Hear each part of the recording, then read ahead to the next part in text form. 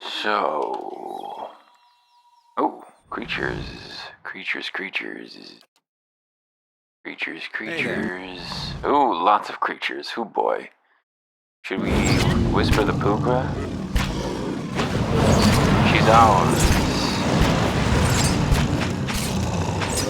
Tear her limb from limb, please. How are you for force power? 7? Nasatak Itumak is just sitting there, not doing anything. 17. How much do these cost? 30. That's so much. How about more whispers of treason?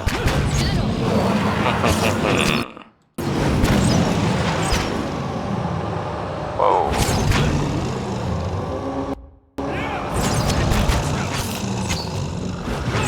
Ricochet. Oop, too slow. Didn't matter. Anyway. I shall be discreet. Here we are again. We hadn't quite finished exploring this area. We'll zoom around and clean up the remainder of the, There's a grave up here? Oh no, just lions. Uh-oh. Aloth, get back. Treason.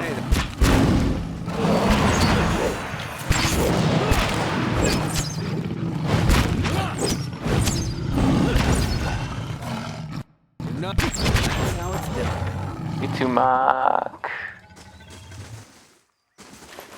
Ooh. Hearth Harvest. This hunting hatchet has a leather-wrapped wooden handle and a silvered blade covered in finely etched flames.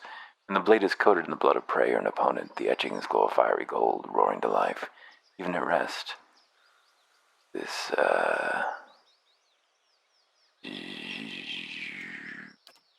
do...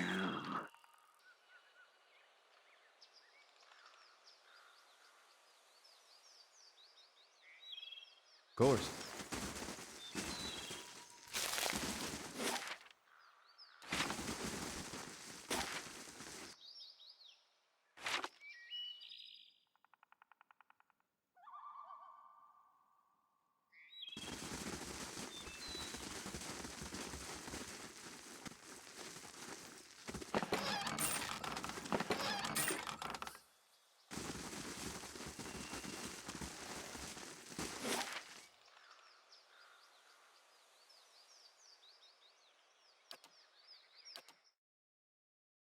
Good thing I noticed that my mic was muted.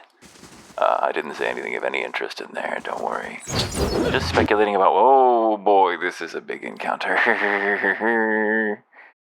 Oh my. Oh my. Oh no, even more of them.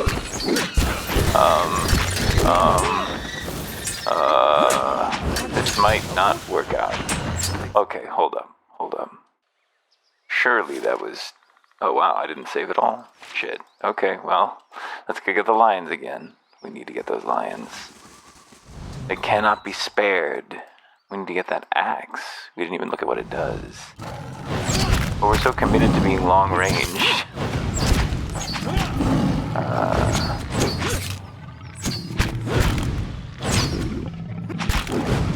It's all grist for sale.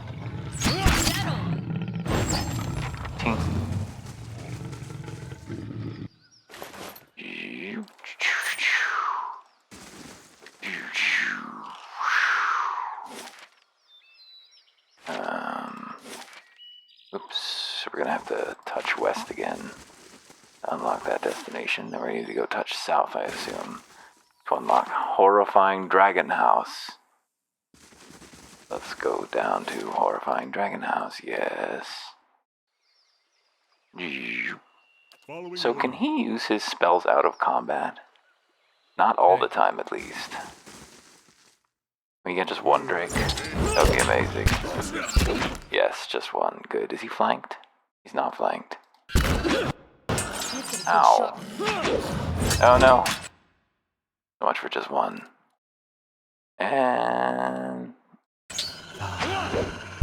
make him ours.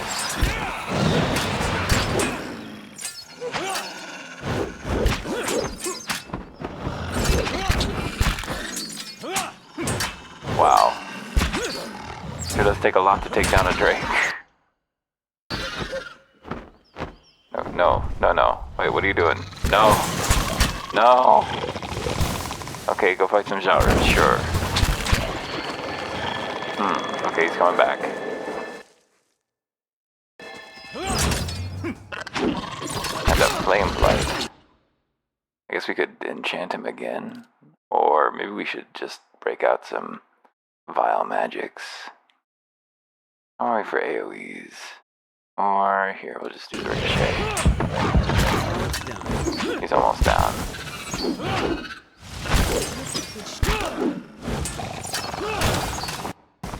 Get it! Finish it! There we go. Drakes represent the middle stage of a dragon's life cycle. They've developed from worms, but have not reached and may never reach the dragon stage. Drakes will aggressively defend their territory and seek to expand it as much as possible.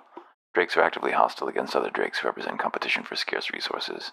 Their coloration reflects the territory they've claimed. A drake living in a swamp, for instance, may be shades of brown, green, and black, while possessing nictitating membranes, a flat snout, and raised nostrils. While all drakes can breathe fire, many also develop alternate breath attacks incorporating other elements. This world is so permeable.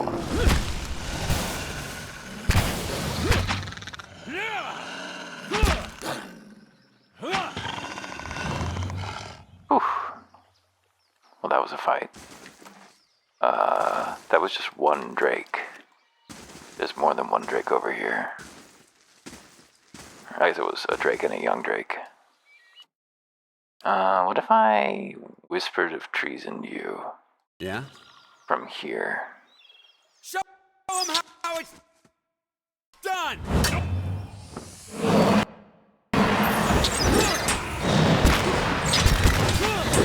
Oof, they're really making right over for her over there. It's not what I crave.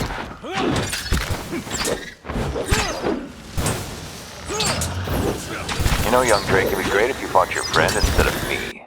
Uh-oh. Broke free. Let's dominate him this time. Puppet Master. Do it on the really healthy one, actually. Everybody else target this one. You cast your spell, my friend? Puppet Master. Can't get a good shot with. Yeah, he's mine.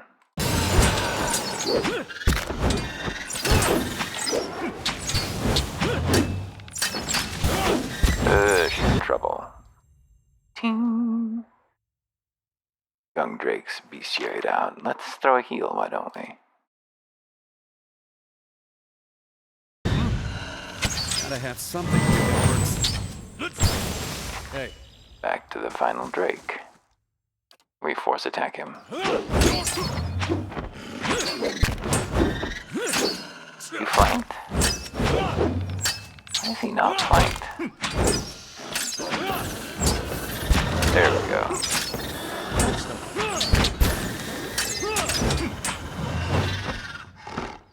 Oof.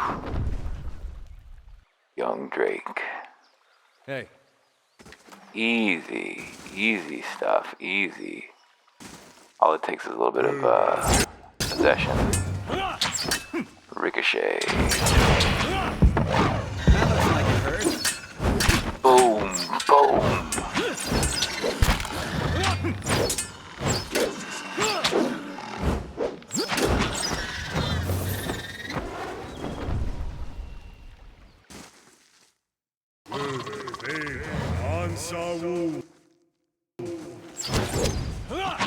Let's possess the champion, why don't we? Come here. You're mine.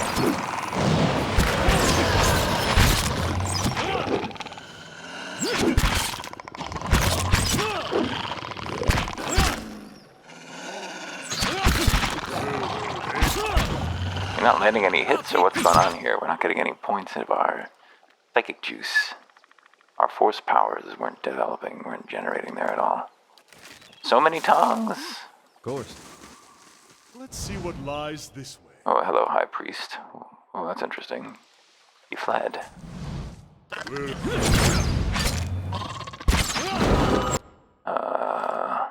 Possession. Didn't work. did not go off. Get all that debris. It'll be fine. I love having high stats. Great. No one can withstand us.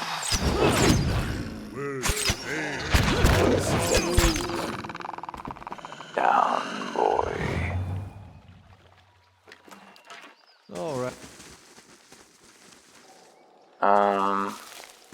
Let's take a quick. Oh, whoa. Hello. Where'd you come from?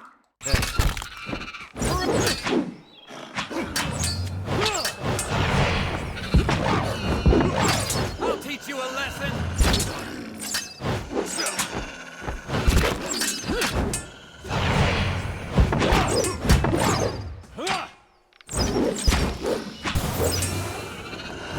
Uh-oh.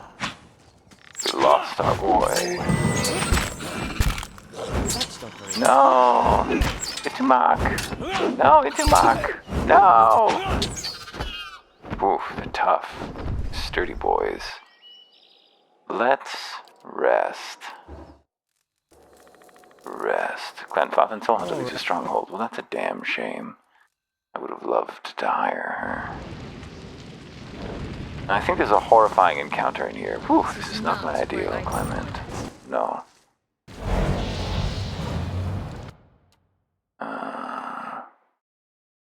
Nope. Mine.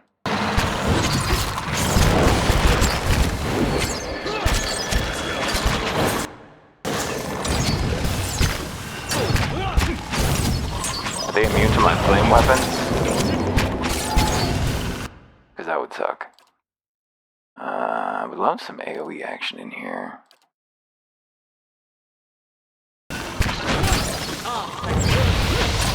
Nice.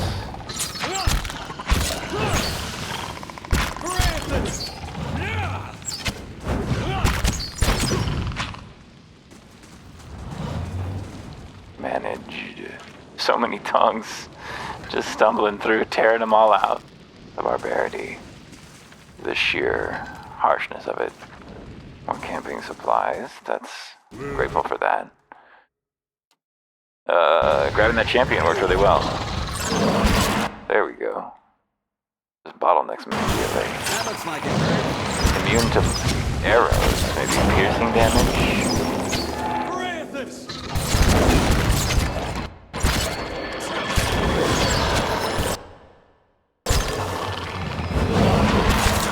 Grab ourselves another champion. Man, that just works so well. So pleased with that strategy, that approach. Flame Blight. You're so sturdy. You. Huh? Oh. I was trying to bind a key. There we go.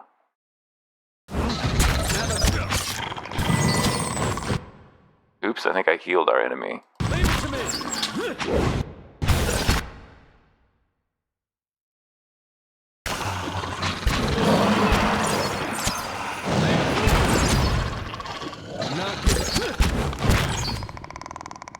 Unseen. Still getting experience for these guys, so it's still worth it. Oh, she's got something to say to us. Sagani. Sagani draws up beside us, her fox following on her heel, and takes a seat next to us. Even if you aren't putting one over on me, it's nice to have a hunting party again. I've been searching for Persoc for 5 years. 5 years for me. Must be 30-something for Ichimak. Hearing his name, the fox looks up. What an It adventure. certainly started out that way. Been a Before, long hunt. I'd crossed the tundra of Nasitok following caribou herds. I didn't want to leave Kalu and our children, but I was eager to visit lands my people rarely do. But 5 years without finding him. It's like 2 hours of necking. I'm ready to be done with it. Why do you have to find Persoc? The Tarnek Elite Sok. Once in a generation, we seek the soul of a much respected and long dead village elder. We tell him what's changed in the village, how people remember him. The only other Tarnek Elite Sok during my lifetime happened when I was a girl, not long after Persoc died. We feasted on blubber and fermented milk for a week, and we honored the chosen huntress as a hero. We still sang her name to the skies during festival season, but we otherwise didn't speak of her. I'm sure your village still remembers you, Sagani. You're kind to say so, but I'm not so fragile that I need my name chanted in the meeting halls. Sometimes I wonder how my husband and children remember me. If they think of me often. Of course they do, they must. I would like to believe it, and yet sometimes days go by and I realize they've not crossed my thoughts. Such days are rare, but they happen. She looks away, tugging at the strap of her quiver. It shames me to think of it, but more than that, it scares me. Persoc will remember us. You claim to see souls. What do you think? Do you remember your past lives? Yes, in fragments. She leans a hair's breadth closer. Really, what's it like? Frustrating. I only wish I knew more. I've been learning a lot about myself. There are parts I like and parts I don't. The turn at the wheel has yanked the details out of his mind like it does for most of us. Weird that it's cutting off the beginning of these lines. What would you tell him about your village? We live between tundra and frozen forests, and the land takes as much as it gives. But our hardships bring us together. And the elders truly unite us. They keep the stories of past generations, and they guide us from season to season, through good years and lean. Itamak brushes against her hip and she scratches his head. Recently, there have been a lot of good years. My aunts say that we've had fewer clashes with neighboring villages thanks to the hunting territories that Persoc helped establish. In bad years, we rely on trade with the merchants that pass our shores. We exchange walrus tusks and seal pelts for grains that last us the hard winters. Persoc brokered a lot of those agreements, too. She holds up the bear figurine. We got this from one of the Amawa ships that used to trade with us. Masuk must be a tight-knit village. As family. She shoves the otter bear back into her caribou skin pack. Sounds like you're on a hunt of your own, though. You feeling the thrill of the chase, or ready for this to be over? I enjoy the adventure. Every day brings me something new. Running around like this, yeah, every day brings something new. She smiles, refreshing indeed. She rises and stretches, looking around. We've got darkness on our side. She'll move on. I'd like to talk some more. What's on your mind? I want to know more about your homeland. Nasitak? She rubs her nose with one broad finger. It's a big island in the middle of the Deadfire Archipelago. Just off the coast of the White That Wins. Tundra mostly, with a few snow-covered forests in the warmer parts.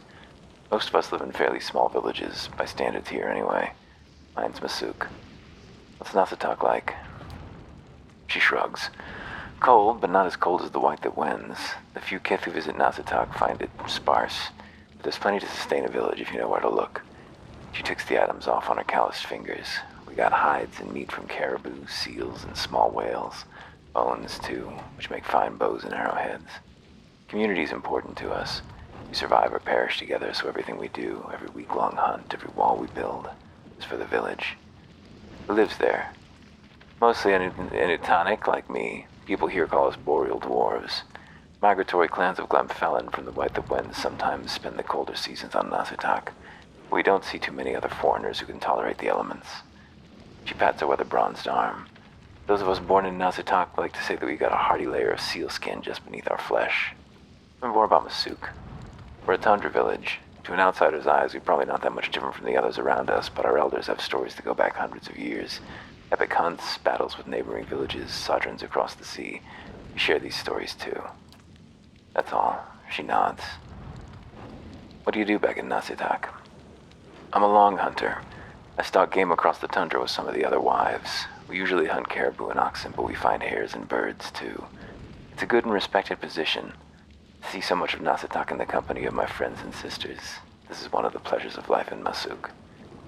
Tell me of Ichimak. She scratches behind his ear. A good hunter, but not much of a talker, and that's been fine by me. When we hunt in Nasitak, we almost always bring our foxes with us.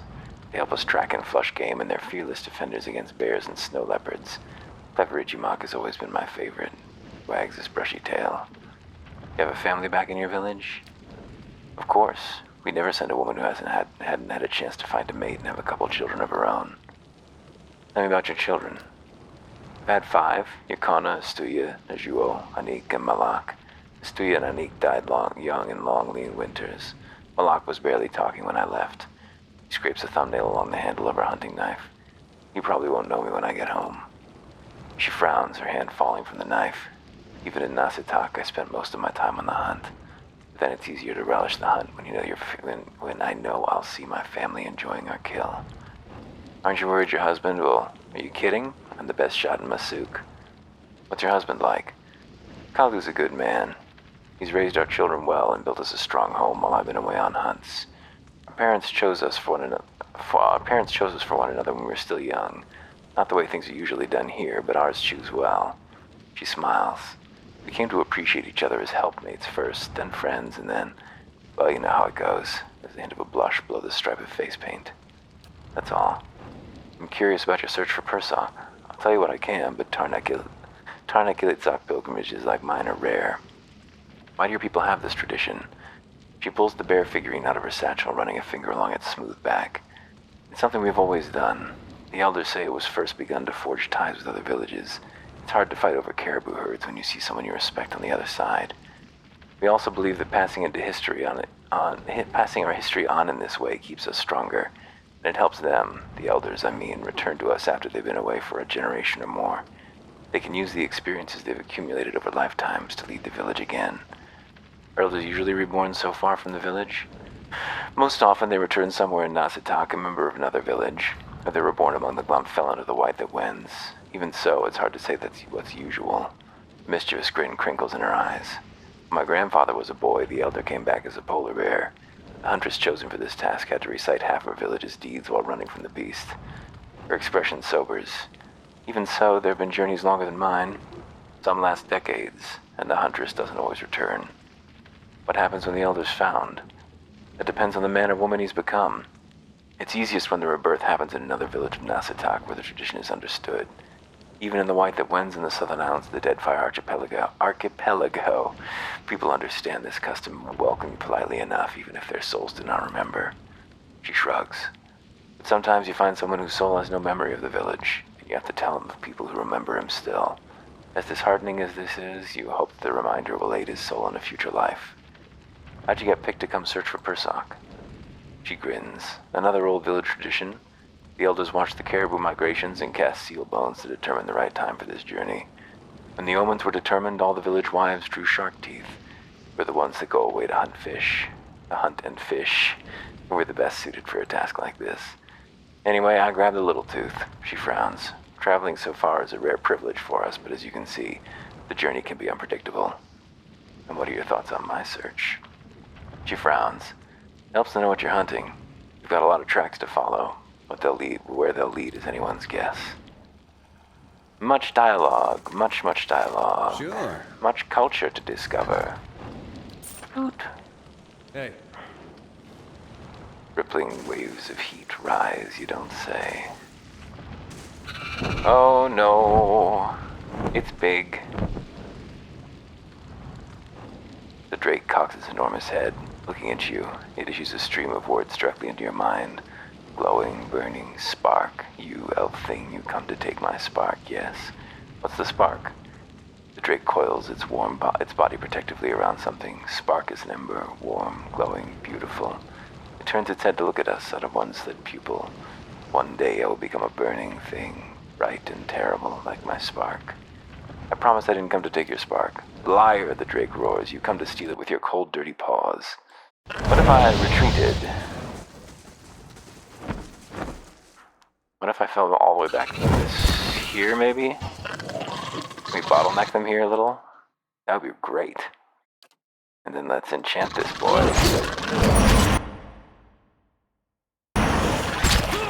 And then let's throw some fireballs, you think? Like, right the fuck back here? Oh, he's going the fuck down, shit. Second wind, please. And a big heal immediately. Still fireballing? What's your story? How long if I can't tell what you're up to? What is he doing? Where is he? Where is he? Oh, he's on his ass. That's the problem. That is the issue. You pull out your arquebus, why don't you? Can you summon your fellas? Yes, you can. So, let's see if we can enchant somebody else with the Dominate. Maybe... I don't know if we can reach that Drake back there in the back. It's pretty short range. Let's get the champion. He's ours. Did we lose our other Dominate over that? That's a shame if we did.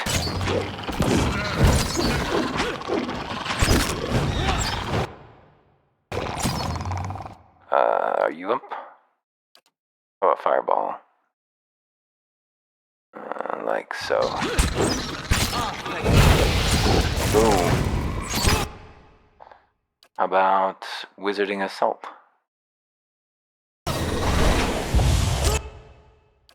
How about you throw your Soul Ignition on the dragon? Yeah. He's burning for a while.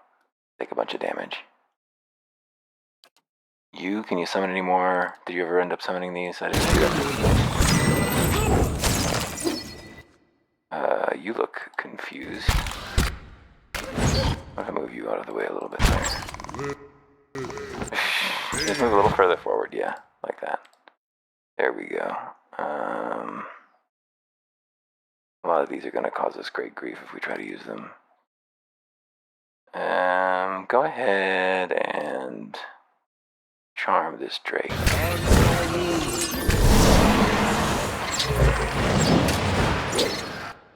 Oh, what are you doing?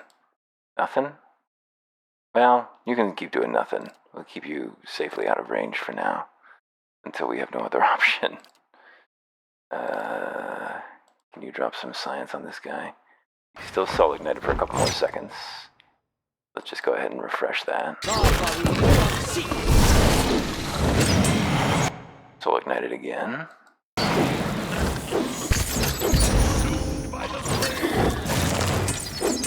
Gotta make sure we're ready to renew our enchant. Yeah, can we get far enough back there to... Damn, get the skirmisher.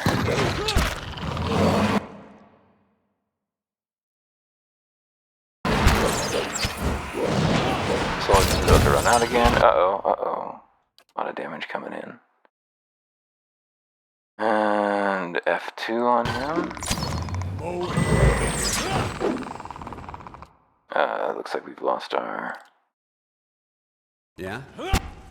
Chant again. Let's see if we can get our boy up here to...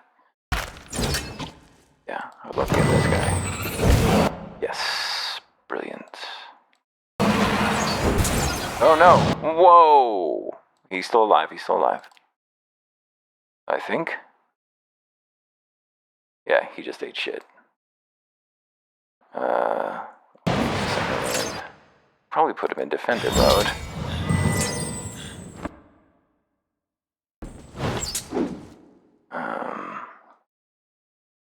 We need to... You knock this guy down.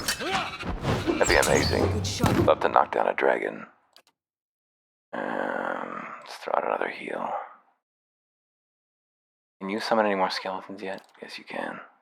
I have something here that works.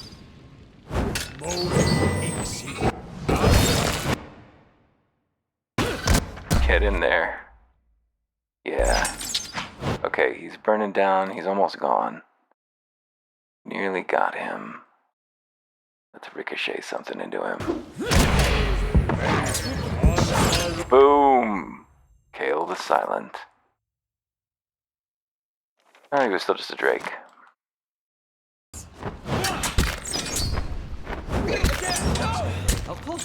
That looks like it hurt.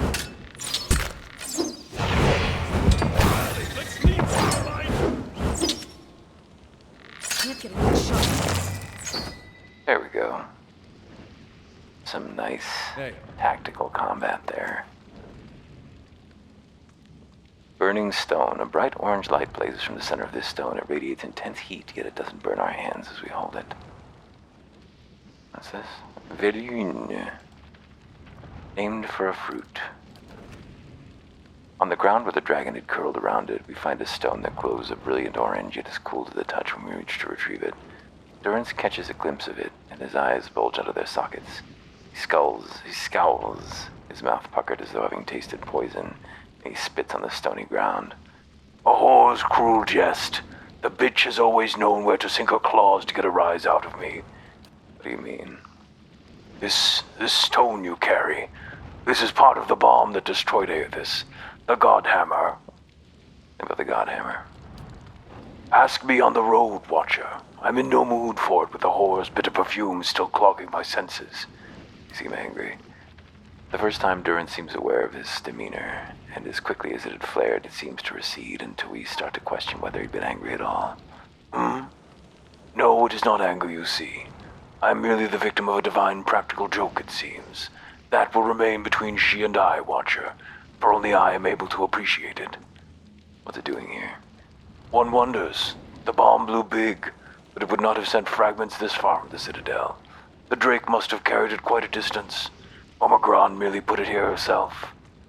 Is it worth anything? Ask Aethys.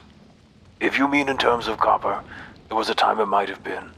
But the markets soon became flooded with peaches pieces of the Godhammer, most of them no more than the trivial enchantments of swindlers dabbling in wizardry. Counterfeit.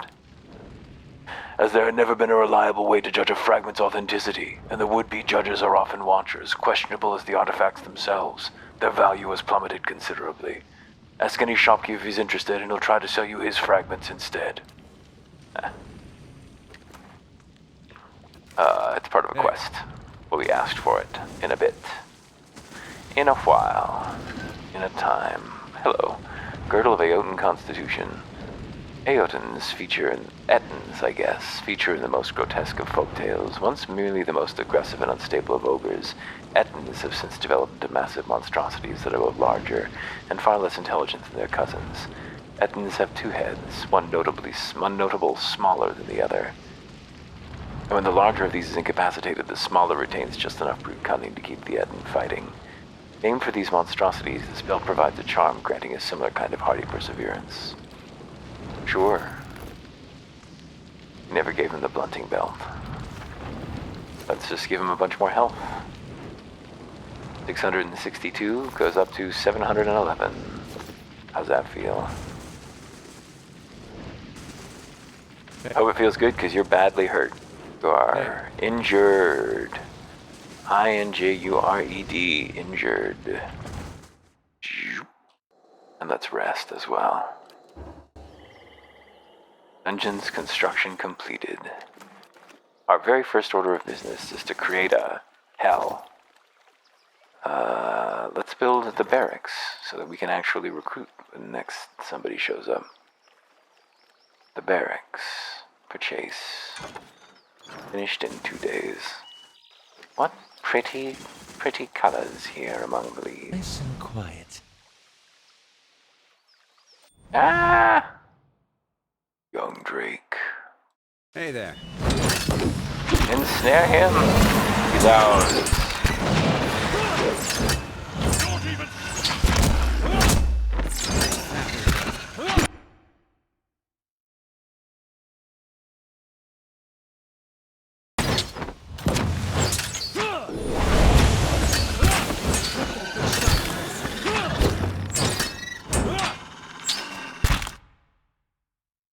Oh no, we've lost control, and we do not have enough juice yet to re-control.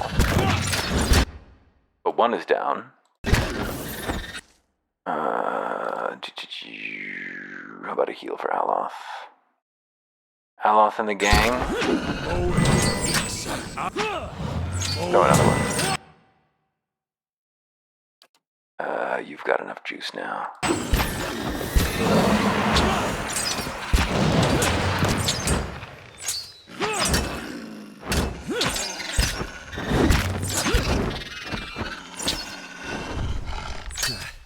I'll just have to try.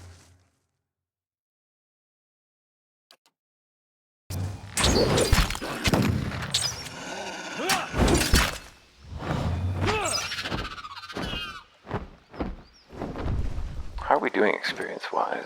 Halfway. Hey, half away. Alright. Idris Wirt? I'm sure there's another encounter over here. Waiting to ambush us. Yes. No, there wasn't.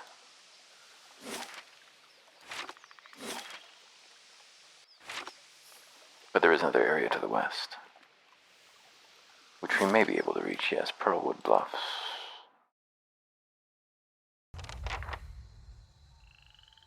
The long Do hunt. these look like the cliffs from your vision? You're not getting. There's so many of them.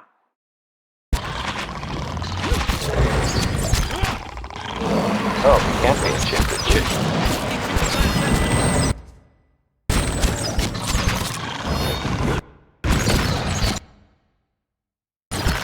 Champion. You please. Urans. Oh, he's out of those. Oh no! Nearly down.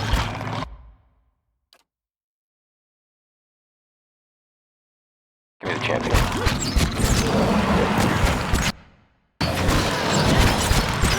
Oh no, Durance. Oh, he's stuck. Oh boy, we're in trouble. Just keep throwing those heals. Never stop, never slow. Get the damage on the board.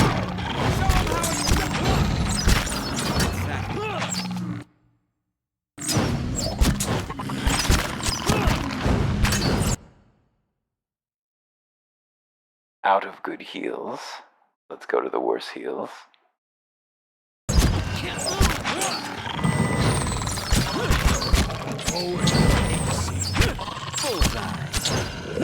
Leave it to me!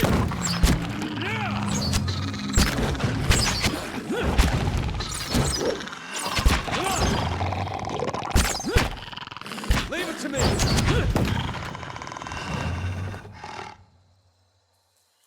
Sliced to bits. There we go. Easy. Easy. Not hard at all. Of course. Poor Adair is definitely not sitting there with 2 injuries. Oh, he's only got 1 injury. The other one is rested bonus. He's still rested after 8 hours on the road. That's how sturdy our boy is with his huge constitution bonuses. Wind blights!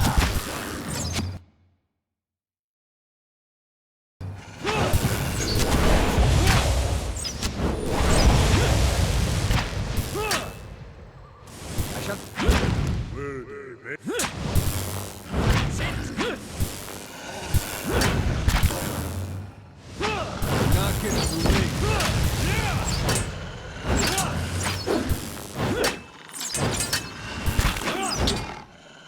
Oh, we should probably heal him, huh? Not that we've got a ton of those left. He can do this, though. Quickly, quickly! Ooh! Annihilated that thing. A lively breeze ruffles our clothes as we approach the edge of the bluff. The cave mouth yawns from the cliff face. It's only a dozen feet below our position, but the weathered rock is too smooth to scale. The rock perches near the precipice. It feels like a sturdy anchor. Tie the rope. We fasten our rope to the rock and descend. Make our way to the mouth of the cave. What could be here? Some coral, a skeleton, Dargles! Dargle, Dargle, Dargle. Yes. Fireballs for the Dargles. I don't believe I can enchant them. They seem...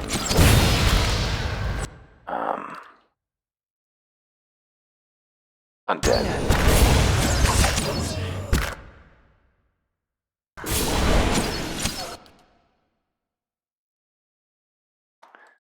What's my... V is my ally on this man?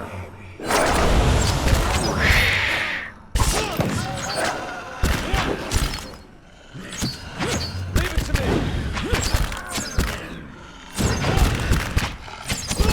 somebody is about to die. That's... Oh, is he like gonna die? No, not quite.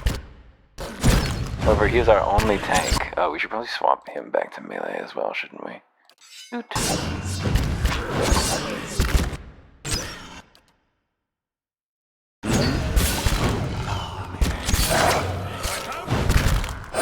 Oh boy. Lot of hurt in the world right now. Hero is dead. Protagonist is down. Let's finish this team. I know we're low on resources. How may I help? Get casting. Lavaru, be on seek! Oh no. Oh no. Oh no. No. We won't lose by one, surely. Holy Radiance. Oh, he got paralyzed. It's up to you. After an Ichimak. Ichimak is not up. Oh god. Oh no. Well, that was horrifying. Of course.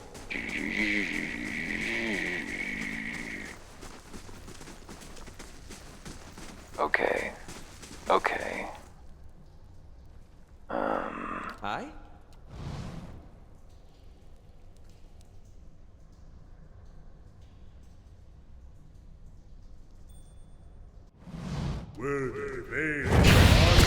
Ow! No, no, no. Of course.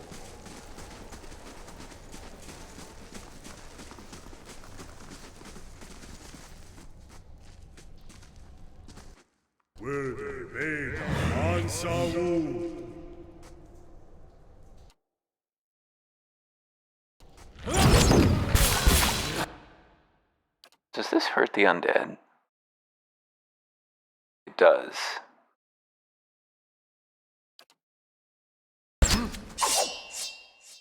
That looks like it hurt.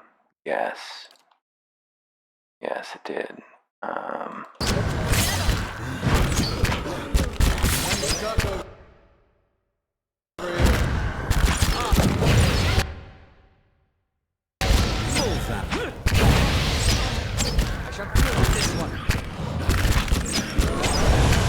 This is bad. This is bad. This is not good.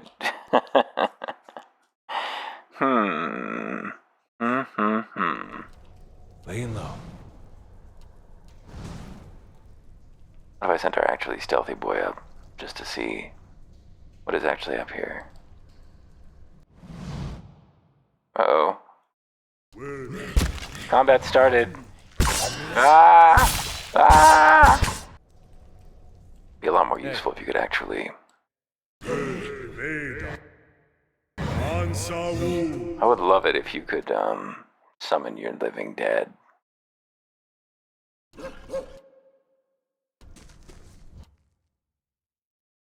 Okay, Aloth. Fireballs. 2 fireballs.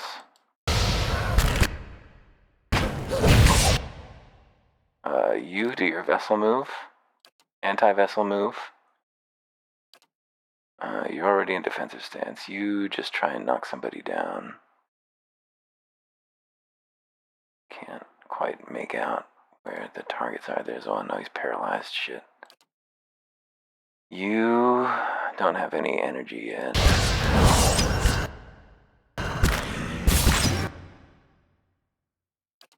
Aloth is paralyzed. That's not great.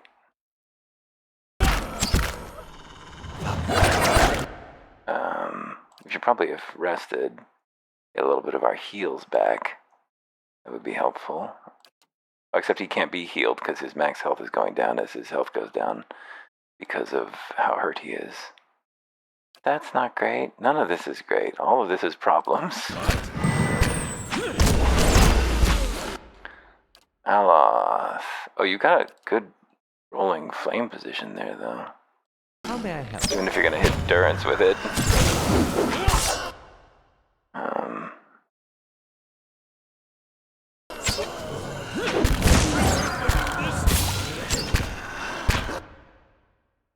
Burning hands. Oh shit, we lost our boy. Okay.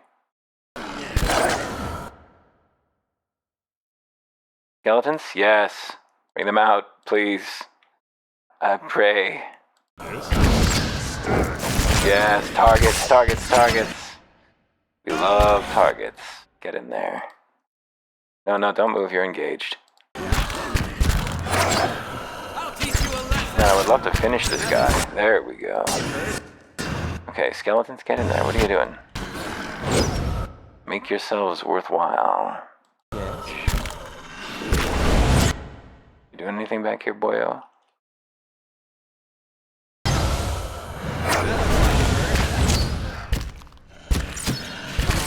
Not like that.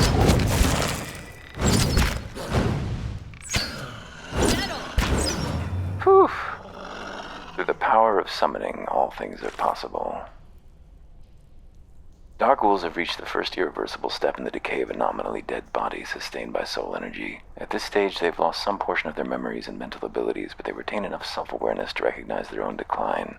The insatiable hunger and inevitable decay makes dark ghouls more reckless and aggressive than vampires, even as they are compelled to seek out secret and secluded environments so as to avoid drawing the attention and wrath of civilized communities. Some vampires dread this stage more than that of those that follow, but they know they'll retain enough of their faculties to fully experience their own downfall. Sucks to be dead, but still there. Sometimes dead's better. What you got? Ring of the Solonian. Ooh, +2 first level spell uses, +2 third level spell uses. 2 centuries after Telda forged a ring extending her spellcasting powers, a wizard of the Valian Republics thought to improve upon her design. Almert of Salona, never known for particularly original scholarship or spellcraft, and many of his peers accused him of outright plagiarism. It's widely held that this is the reason he never received much credit for this ring, the one truly remarkable achievement of his career. Well, that's 2 extra fireballs, which is incredible. So that's definitely going right on Aloth's finger. Straight away, first thing. No question about it. Hey, Zoop. Hey, and we definitely need to fucking rest. You? As we reach the edge of the bluff, we recognize the exact location from our vision of Persoc, who was here not long ago. Sagani stands alert, the Idra statuette in one hand while she scans the cliff. We close our eyes, feeling the ether of some trace of Persoc's presence. The darkness behind our eyelids takes shape. We feel Persoc running through the forest this time, hurtling and dashing around rocks and trees. The scenery whizzes by too fast. Can't make out the details between the blurred greenery. Something looms out of the trees ahead of us. Persoc finally stops in front of an Adra arch. Floor 6, inspect the arch. Remember hearing about this place. Supposedly there's a row of Adra pillars nearby. Survival 8, examine our surroundings. The soil is soft and moist. River reed grows around us. We must be close to a body of fresh water. Do you recognize a natural arch made of Adra? They got something like that out in Glanfath across the water from Twin Elms. I know where to look next Now for follow. Persoc. In these visions, I don't suppose you're getting a sense for who Persoc is now. Someone who appreciates the scenery. She chuckles. Nothing against these stuffy forests, but you haven't seen the southern lights over At Nasitak. least we're getting closer. Seems like we've made more progress together than I've made in a year. What was he like? That depends on who you ask. She kicks Pepple over the cliff. I talked to everyone in Masuk before I left. I heard he was a strong leader, a dependable builder, a caring grandfather, a wise elder, a generous neighbor, a cunning negotiator. He shrugs. Might as well be one of those impossibly perfect heroes from the Adir epics. It's probably all those things at different times.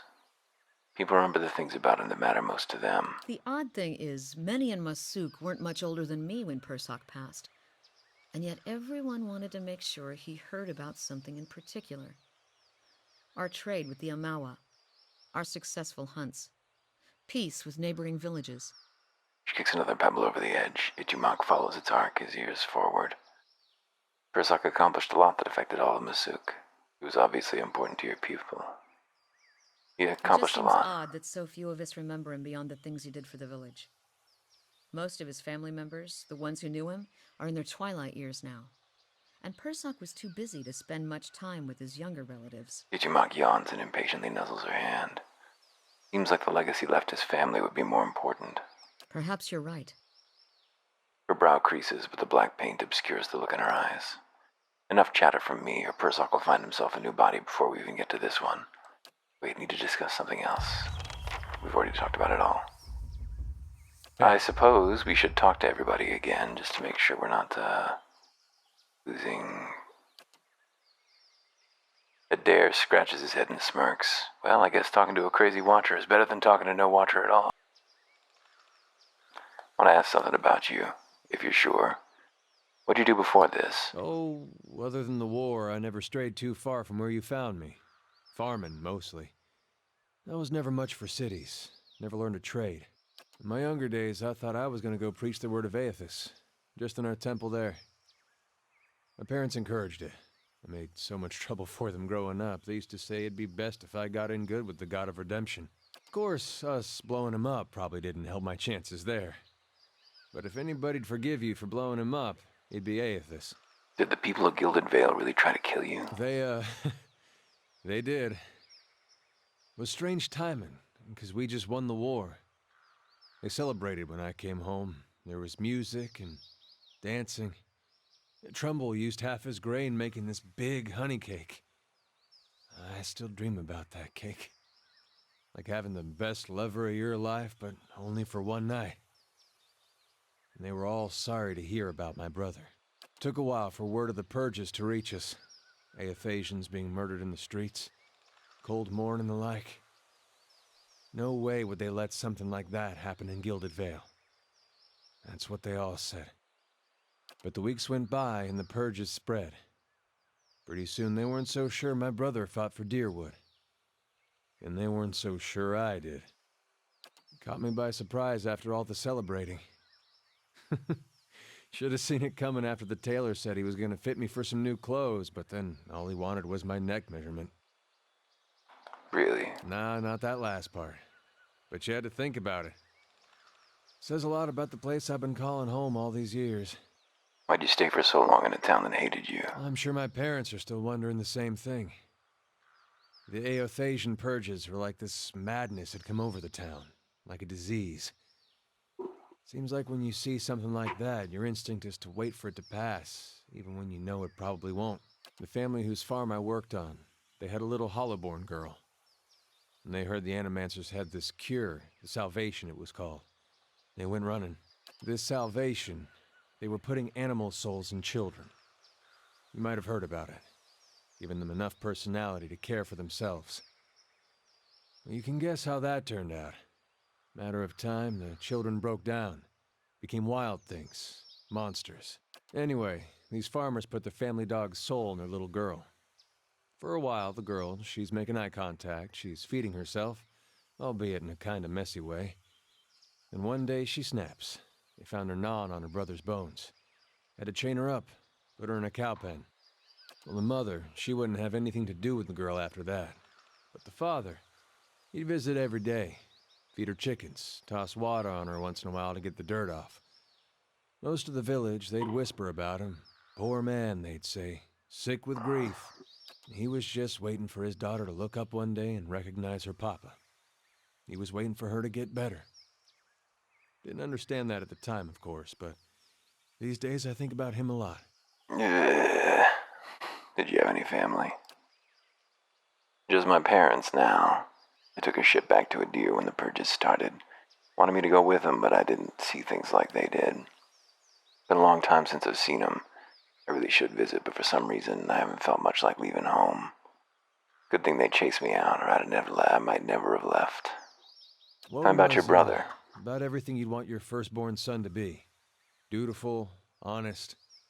Put thought into everything he did. Real pain in my ass. Made me look bad about every way he could. It wasn't something he tried to do, but it Of course, that just makes it worse.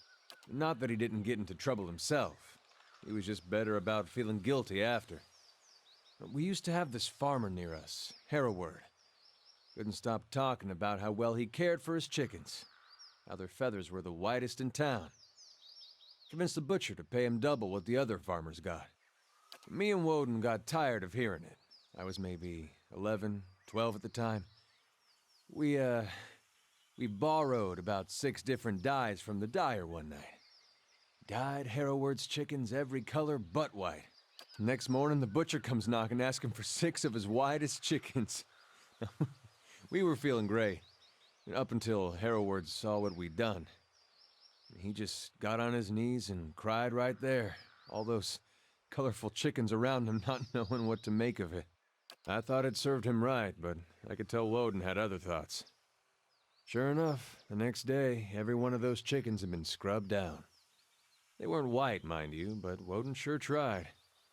Never said a word to me about it, but I knew. That was Woden. My parents, they always let us be who we were.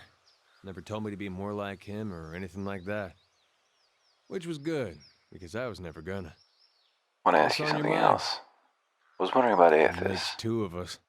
What is there to know about If Aethys? you're looking to find religion, maybe you want to start with a god that hasn't been burned to dust, but I won't stop you. Aethys, he was a young man with a silver crown. Carried a candle around with him. Sounds like I'm giving a bad eulogy here. He was... Well, it was a lot of different things to different people, I guess. Rebirth, redemption, light. Out in the country, he's gone, the farmer who helps all things pass, seasons and people both. He watches over the weak is gone, sees imbalances made right. You should see why all the copperless rowdies around here might take a liking to someone like that. He was real popular here for a time. These days, you won't find too many worshipping Aethys up in the open. It's hard to know who still does it in private and who's given up. Feels like I'm the last one sometimes. He smirks. If that's the case, he deserves all the mourning. You still worship Aethys? In my way. I don't suppose he expects me to show up at his temple these days. Not much left to do for him other than keep his memory alive and keep hoping that he's just been playing a joke on all of us these past 15 years. As far as I know, he hasn't said anything to anybody since the Godhammer detonated. I worship him then. He grimaces. Well, if it turns out he's not dead and I gave up on him, I'd have betrayed my God twice. Even the God of Redemption's gotta have standards. I'd probably be reborn as a Fatima's horse. That's not really it, though. Not all of it, anyway. Casts a sidelong glance. Guess it's more I still believe in the things he believed in. I just hope his death doesn't mean the end of those things as well. Sometimes it looks that way. Why'd you choose to worship Aethys in the beginning? Raised that way. My family's been Aethasian going way back. Suppose it wasn't much of a choice at first. Don't know for sure why my family started worshiping him. Probably because of Gon looking after folks like us. He looks us in the eye, conspiratorial. Could just as well be that my ancestor did something so bad only Aethys could forgive. It'd explain a lot of where we got some of my less respectable traits. Did you only worship him because that's how you were raised? There was something I genuinely liked about Aethys. Always. Like he understood people better than the other gods. Knew all our flaws and weaknesses and accepted us for that. Folks are at their worst when they're afraid. A god like Aethys, he made you realize there was nothing to fear.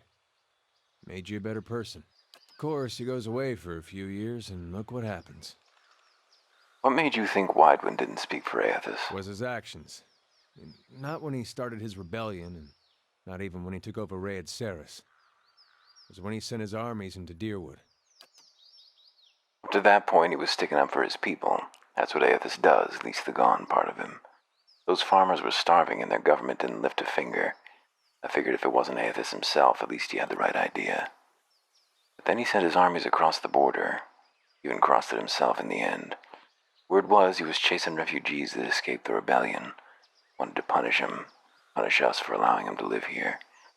That just didn't fit for me. Those are the deeds of a vengeful god, Skaen, or Boudica maybe. Just a man who lost his sense. I still have trouble believing it. There's no one left to ask if it's true. Tell me about the You purges. sure you don't want to talk about something more pleasant, like the War of Black Trees or the Legacy or something? It's eye-opening seeing just how naked you are when you've got no god to protect you. The Saints' War was a hard time to be a Deerwooden. People thought it was the end times. They talked big about how we were going to defeat a god, but I don't think there was a man from here to the White Marsh didn't think he was going to die.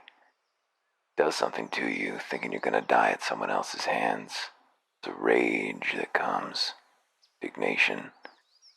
Imagine a whole country full of that. Might have been Cold Morn that started it, down near the border. That Widewind march right on through. The rest of Deerwood cursed their names till the end of the war. Some say it was the Aethasians there that persuaded the town not to oppose the army. Others say it was just cowardice. It was like the Legacy that way. No one knew the real reason, so they just picked whichever one best suited what they wanted to believe. Either way, that town was burning before the first ashes of Aethys hit the ground. It felt good to the people here to be in control after being so helpless. The fires spread. A lot of us Aethasians went the way of our god. There were claims from the Church of Magran that she'd actually commanded the purges. I found that hard to believe. It sounded to me like people were doing what they wanted, wrapping their god around it like she was a cloak. But then again, that's what I thought about Widewind. What's on your mind? Let's keep moving. Busy. Hey. Still more dialogue to unearth, I think. Oh boy.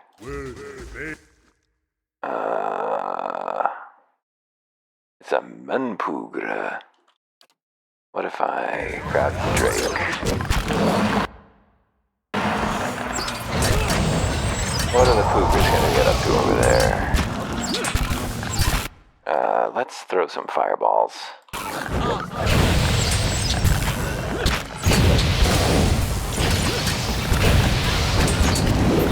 Oh, he's dead. Down anyway.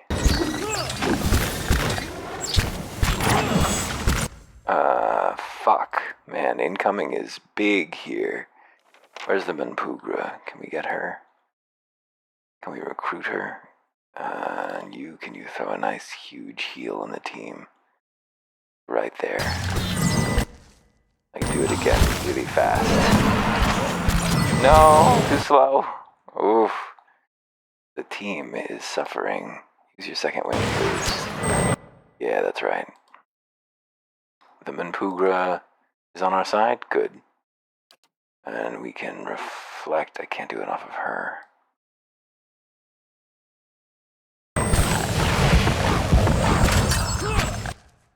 A little bit of actual damage on the board here. Can you knock down a blight? No. Oh boy, we're in big trouble. I don't know why the double click doesn't work. The Manpugra is dead now. Oh boy, nope, she's not dead. She's right there. Whew. What an encounter. All right, then. Well, there's no reason to fight them. I'm on the trail.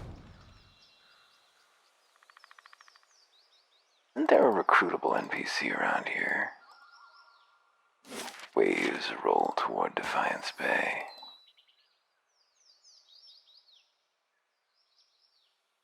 I wonder if you can pull off just part of the encounter. If I were to Yes. throw a fireball, like here. What would happen? Nope. Whole thing. Please.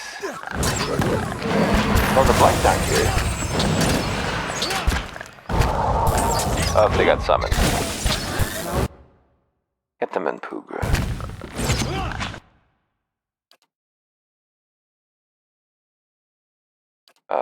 Durance, you need to throw some heals. Rapidly. Oh, too slow. Okay, this time we got the actual fucking casters down. Please reclaim the Drake.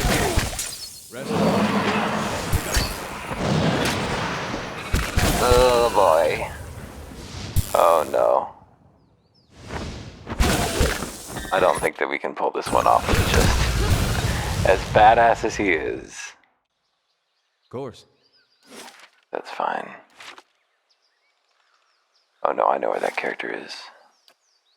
And off to the Edelman Bridge with us.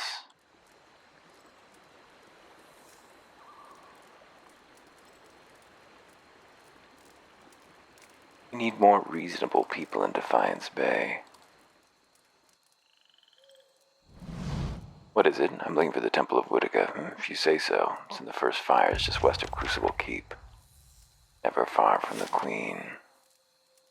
A lot going on here.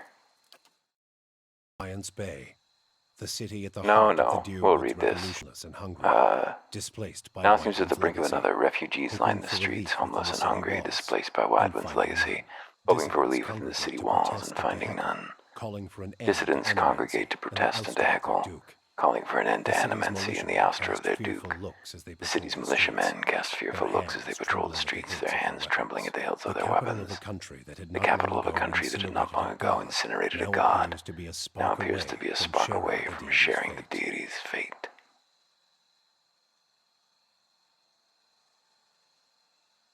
Is that still recording? Well, I hope we weren't talking over each other. Very possible that we were.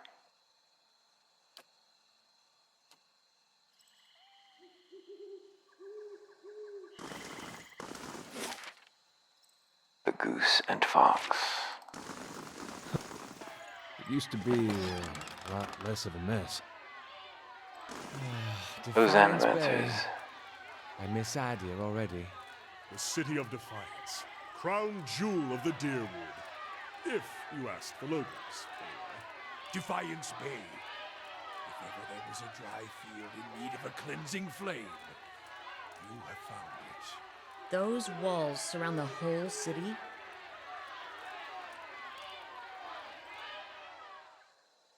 They're pretty good walls. Hello. Rowan's arms are crossed and his mouth is set in a grim frown as he watches the gathered protesters. He looks ready for a fight. He sizes us up. New in town, eh? You've picked an interesting time to visit Defiance Bay. All these refugees fleeing the frontier and finding the legacies no better here. It's the Animancers, migrant scorch 'em. They nest in this city like rats. You mark my words, though. Dozens are gonna put a stop to it. Tell me about the dozens. He taps his chest. We're an organization of interested citizens who want to free Defiance Bay from the dangerous influence of Animancers and the tyranny of the aristocrats who support them. We also consider ourselves a militia of sorts, seeing as the Crucible Knights are little more than a flock of preening nobles in training these days. Just like a militia, the dozens, except for the training and the discipline and the code of honor. His eyes gleam, and we're always looking to expand. The more people see things our way, the better for the state of the country. You have any interest in hearing more, stop by Abnett's Den sometime, the Expedition Hall. A lot of free thinkers in there can set you straight all the nonsense the nobles and the Animancers want you to believe. Might even be some paid work there for motivated types. What are you doing out here? He gestures at the crowd, which buzzes with angry chatter, trying to get these folk to see reason. In the midst of a crisis, and instead of purging the nefarious forces from the city, the Duke is granting Animancers dangerous liberties. What do you know about Animancy? It's the study and manipulation of essence, which any sane person will tell you is the province of the gods. The adherents at least have the sense to outlaw it, which is the only good thing you can say about them. It's not like magic, chanting, or the soul reading those ciphers do. Been around since Within times, which is why you'll see Animancers tinkering with old Within artifacts. Connor raises a fist to cough discreetly into it. Half-truth is all, but he's an enthusiastic performer, I'll give him that. He shakes his head. Trouble is, the Animancers got no idea what half those artifacts actually do, not that they'll admit it. Our emphatic friend is correct about one thing at least. I'd like to know more about Defiance Bay. This is the capital of the Free Palatinate of the Deerwood. We started out as the capital of an Adiran colony, but we booted the Flaccid Scepter from these lands 150 years ago. These days we're a major port receiving trade and visitors from all over the world, but we, some of us anyway, strive to hold on to the pioneering spirit that earned our freedom a century and a half ago. The city is divided into 5 districts: Copper Lane, First Fires, Andra's Gift, there it is, Brackenbury, and Heritage Hill. He ticks each off on a calloused finger. Tell me about Copper Lane. This here's Copper Lane. He taps his scuffed boot on the cobblestones. Primarily a market district, but you've also got the Expedition Hall directly north of here where you can join treks into the wilds. It's also where my fellow dozen martyrs and I tend to meet up with other concerned citizens.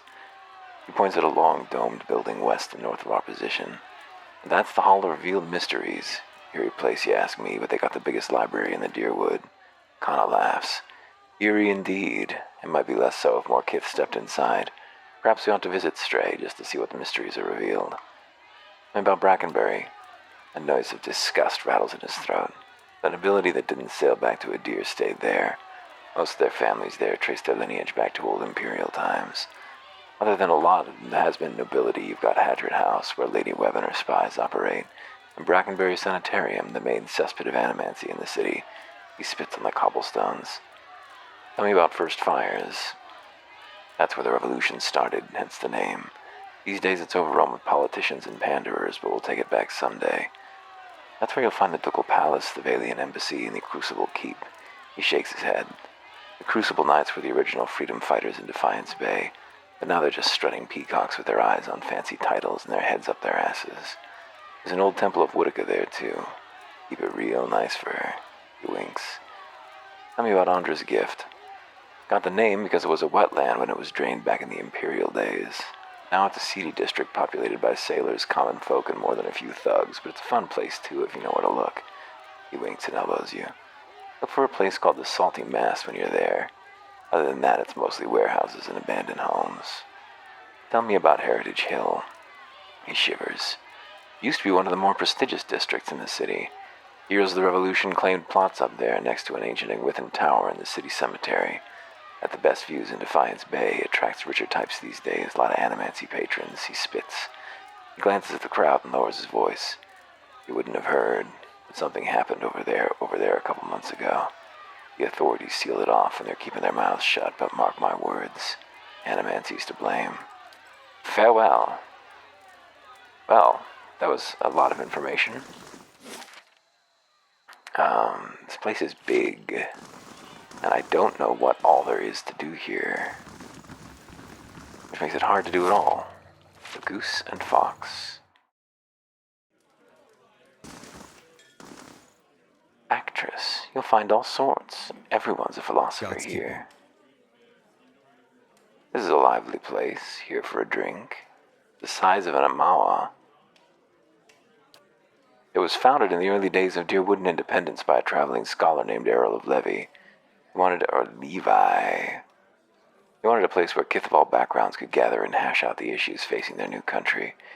He rests his elbows on the polished wood of the bar. It didn't take long for the place to fill up. Brackenbury aristocrats argued with dock workers from the Gift while soldiers wrangled with politicians. Deerwoodens have never been known to turn down an argument. He takes a sip from a tiny cup. What happened next? I can imagine things got interesting. Soon kith were coming from farms and settlements, too. He waves at the door as if expecting a crowd to bustle in. This place got even more popular with the Valian sailors than the Salty Mast, and that was the problem. He drains his cup. No matter what people say about fair-mindedness and civil debate, there's only so much people will tolerate. Errol found himself on the wrong side of an argument with the wrong Thane. When he disappeared a few days later, some said it was the work of that Thane. He shrugs, spreading his hand over the bar as he surveys the room. But Errol knew which way the wind was blowing. He asked me, he skipped town, hid out somewhere, hoping for rational minds to prevail in Defiance Bay. He cracks a wry grin. If only you could see it now. Tell me about yourself. Name's Bishop. Used to be a scholar of Bareth. Now I run the Goose and Fox and keep the regulars in line.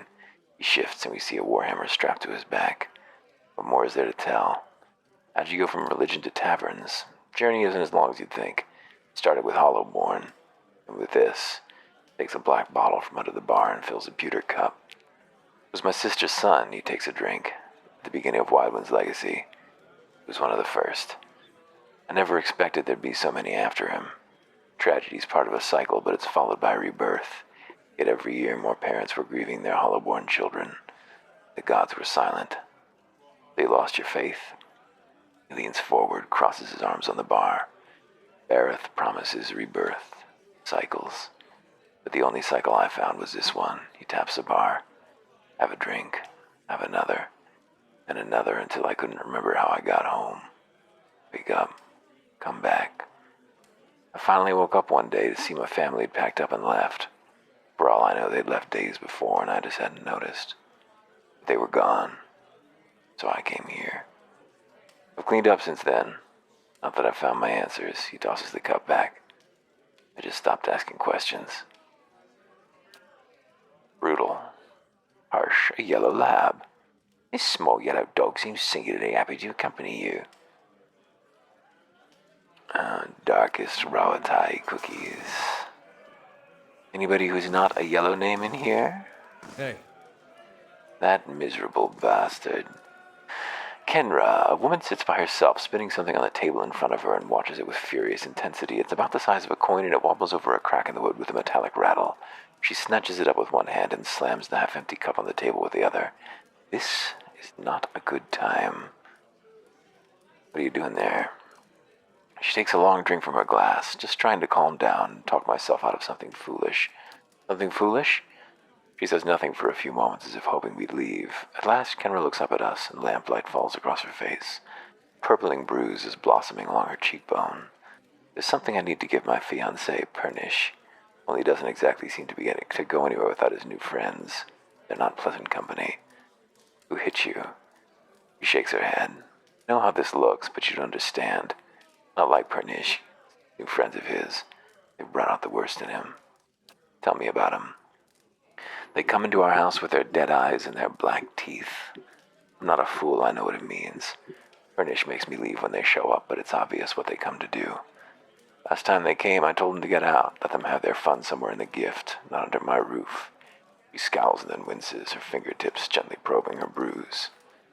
Sveff changes you, I guess. The Pernish I knew wouldn't have squashed a spider. I never thought he'd... She trails off, still feeling the swollen, discolored flesh. But Sveff makes people calm and listless. It shouldn't make them violent. She shrugs. I don't really know. Seemed better than believing he's always been this way. Maybe I could go talk to him. Her hand rests on the table and she clenches it into a white-knuckled fist. There's nothing more to say to him. We're finished. I just want to give him back to him and have a clean break. She opens her hand and a ring clatters onto the table. Benevolent, too. It was his grandmother's. Even after this, I don't have the heart to sell it off. But if I go back there myself, I know what'll happen. I'll lose my temper and probably end up with another one of these. She points to her bruise. I wouldn't normally hand this off to a stranger, but people say you've got a good heart. If you give this back to him, I'll know we're done. I'll take this ring to Pernish then. She looks at us and nods. The house is just north of here. Just please don't hurt him. As furious as I am, I don't want that on my conscience. of course. Actors, it's Brad Furis. I can't imagine what it must be like going through this game and reading all those. There's so much fucking text. That's not nice. Oh, that's a dare. That's why you can't do it. Consider it done. Give me a real challenge. A ring. Bartender's ring. Plus 20% damage against spirit. The simple wooden gray ring is orange and gray and glows when you're not wearing it. When you're not wearing it, the ring's actual history is more speculation than fact. While all sources agree it was owned by Errol of Levi, he acquired it after a period of exile. Stories differ on the particulars of how he got it. Some say it was a gift from one of the gods. Others say it was a boon made with a wicked power. A pact made with a wicked power. So who's using our spirit-slaying blade? It's him, right? Kana. Hey, It's a pretty cool little toy. hey. Where's the rest of the party? We must gather your party before venturing forth. Maybe we could go down for a quick look and come right back out, say we found nothing. Takes a smooth tongue to solve problems, doesn't it? What's this we? Dalton's your friend, not mine. Peregund. Where are you, Peregund? Is that you? The Orlin woman bounces up and down at our approach. Remember, we met by Madmar Bridge. She slaps it playfully on the shoulder. Thanks for helping me out back there. As promised, I'll give you the best prices in town. If it weren't for you, I'd still be broke. Nice. She's just selling a bunch of traps. No wonder we lost reputation for dealing with her. We've just enabled the Trap Master. We don't need those yet. Hey, Laura. Good day, stranger. The young woman stands by a cart watching watching the crowd with large, bright eyes that focus on us as we approach. Take your time, traveler. If you're looking for enchanted scrolls or garb, you've come to the right place. I'm not really... Garb? Got no garb. You're garbless. The lady. Got rings, I guess. Oh, nice. +2 second spell, +1 4th level spell. An elven wizard of Adir, Tella was forever frustrated by the limits of her own considerable powers. After spending almost 2 centuries, so elves do live a long time, mastering most of the spells known to Kith, she found her greatest challenge lay not with the repertoire, but with her inability to make more frequent use of her magic. She spent the last century of her life studying a means to amplify her abilities. When at last she had developed the spells she needed, she had it built into this ring so that the prudent wizard need not cast the spell to make use of it. Seal of Faith. Damn. Also very powerful. Also very expensive. Hey. All of our money is going to be going into the stronghold for a while, and it will probably never pay off. Good day, stranger. Igrun stands behind a stall, polishing a broadsword. The patterned flesh around his eyes is crinkled with age, and the muscles in his arms are knotty and lean, but he holds the weapon with ease. He nods at us, come to take a look. You won't find a finer collection of armor and weaponry in Defiance Bay. Outside Sonild's, of course, he flashes a crooked grin. What's so special about Sonild? She operates in the expedition hall. He jerks a thumb over his shoulder, sells the best equipment in the city, but Waynon keeps her on a short leash. Keeps her fine inventory reserved for chartered expeditionists, members of the Dozens, and anyone else he takes a liking to. But what have you got? The lady's hand. It's a hand. That's horrible.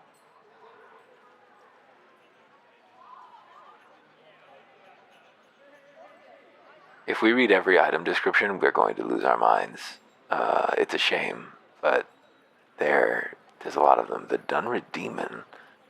+2 intellect cap. We've already got one of those. Oh, he's charging us more than she is. Interesting. She actually did give us a discount. Narmer. Narmer? Greetings. The merchant smiles brightly. Well-met traveler. Interested in purchasing any rations? Can I use them to enchant fire damage on my weapon?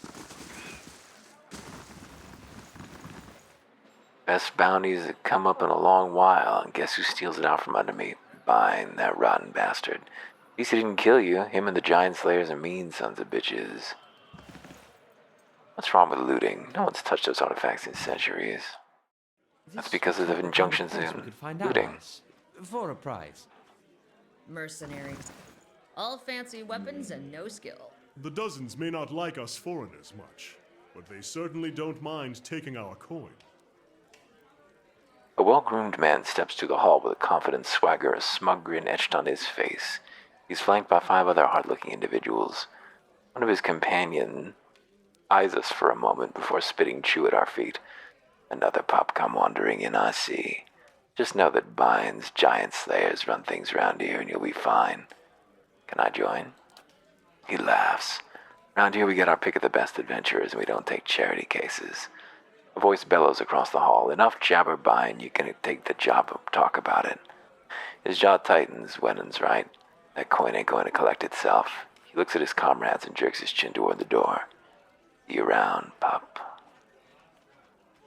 Venom! Don't stand on ceremony. State your business. The rough-looking man glances at us briefly as he scans the mercenaries milling around the room. Don't stand on ceremony. State your business. Tell me more about the Dozens. His expression becomes serious, the timbre of his voice deepening. Good men and women trying to walk in the footsteps of great men and women who came before us. We're a loose association of warriors and expeditionaries in the Deerwood. Not as fancy as the Crucible Knights, mind you, but at least you remember our roots. At least they remember someone else's roots and pretend to be like them, you mean? Roots? The Crucible Knights take pride in having won the Deerwood's freedom 150 years ago, but we're the ones who protected it. Everyone knows that the Saints' War ended when the Godhammer destroyed Widewind at Avondure Bridge. A lot of folks don't know how Widewind wound up on that bridge. 7 men, 5 women. They walked out of Halget's citadel and faced down a god. Held him there until the bomb went off. He thumps the table. That's the legacy we defend. Some call us mercenaries, but we don't need matching armor and silky cloaks to remember our roles.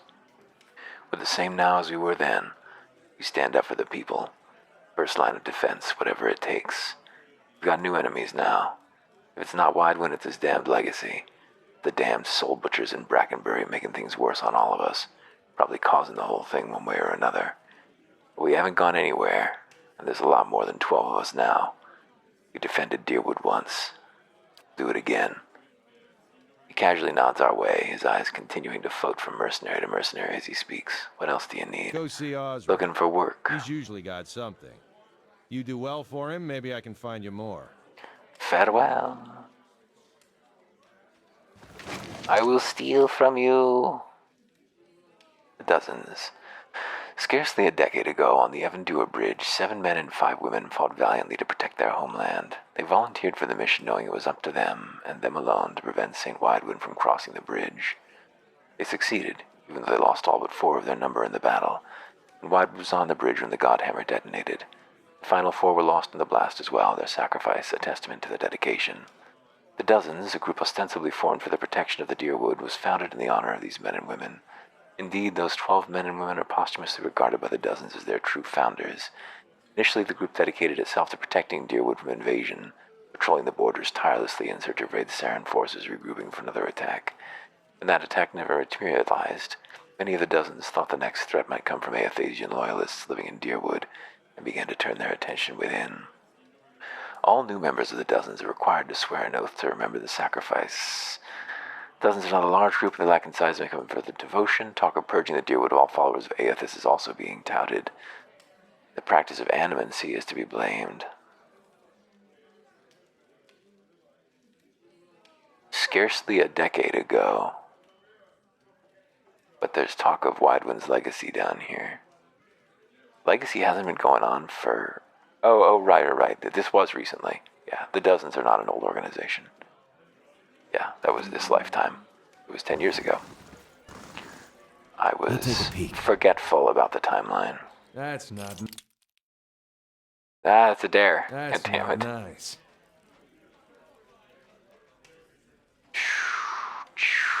Consider it done. There. What did I tell you? Crossbow. Hey, Hey. For the last time, Aidwig, keep your fucking blade up. If that dummy was armed, it'd have your head off. This man watches the training adventures with the disinterested contempt of one whose skills are wasted in this setting. He barks at one of them. I'm looking for work. On an expedition, talk to Wenin. I just handle these mercenary shit shovelers. Adventurers, I mean. Although he sizes us up, I do have something I need done, something that requires competence. What do you need done? I was formerly one of the Knights of the Crucible. When I left, they kept my arms and armor. The arms they can have, but the armor belonged to my family. I'd like it back. You don't choose Doesn't to sound like leave losing was knighthood. your choice. The Crucible Knights, they may not be a real knighthood, but the oaths you swear are just as true. Still, turns out that even unofficial knighthoods have politics. You cross the wrong man, suddenly all kinds of accusations are thrown your way, and nobody believes you. Nothing more destructive than a crowd with the wrong idea. What's this It's a armor? breastplate. Not much to look at, and it's seen far too much use, but it's been in my family since the liberation. Why don't you just go ask for it back? No. Oh, they'd like that, I'm sure. But I won't be going. Sooner be torn apart by dogs than give them the satisfaction. I'll see what I can do. And it's Penhelm you're looking for. A low snake of a man. If he was to die choking on his own black tongue, it'd be too kind of fate. He kept it when he had me kicked out. He leans in closer. I got word from a reliable source that Penhelm visited a forger in Andra's gift right after having his soul lineage read by a cipher in Dunrid Row. Should you have it in your heart to find a way to ruin his life while you're there, well, drinks on me. Having his It's a soul lineage read? requirement to join the Knights. They have to ensure a novitiate doesn't have a subversive lineage. If Penhelm's superiors found out his affidavit was a fake, his career would be over. Every novitiate gets an affidavit from Dunreed Row, and those are stored at Crucible Keep. If you find Penhelm's, one of those ciphers could tell you if it's real. To participate in a fascistic skull reading to determine... Zagani scratches the back of her neck. If generations of Masuk's traditions are any indication, this Penhelm probably doesn't remember it. Still, a past like this has to account for something. Got business with me? Tell me about the expedition hall. It's a treasure hunting, plain and simple. Sponsors put up money, hire adventurers to explore the wilds, look for ruins mostly. If they come back alive, they split the spoils. If not, it's because they handle their weapons like this lot in front of me, who might as well be digging their own graves right now. Farewell.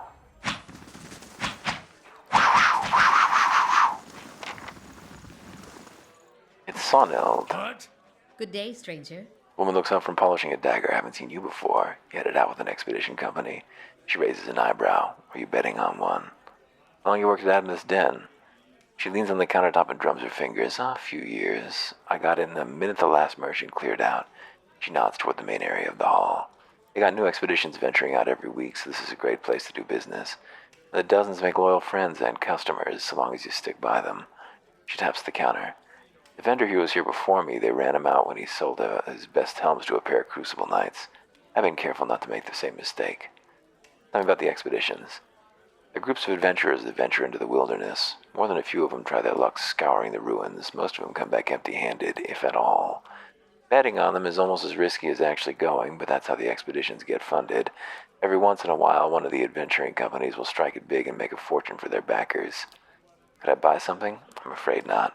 The dozens only do business with me so long as I do business with them. As I only do business with them, and they're good customers. She jerks her thumb to the door. But if you got on Osric's good side, he could make an exception for you. He's probably training some recruits right now. It's locked. Can I pick it for experience? You can trust me. You can trust me, They'll never certainly. know I'm here. Won't they? I see where you're going with that. Oh, What did I tell you? potion of major regeneration. It's ours. Hey. Love to be a cheater. This calls for Give me a a real subtle challenge. Big, bold cheater. Consider it done. Give me a real challenge. Ooh, geological map. This geological map marks areas of geological activity in Deerwood and Erglonfoth. A cavern where molten rock flows within a deep chasm. Intriguing. I wonder who's interested in that. We're gonna have to go back and deal with Kolst's problem before too long. I don't think we want to advance the story too much further before we do that, because I think it might be a deadline of sorts. Not entirely sure. Whoops. Pagani, didn't skip does the your screen. fox bite? Yes, Can I pet him anyway? it's your hand. I'm gonna pet him. Nice.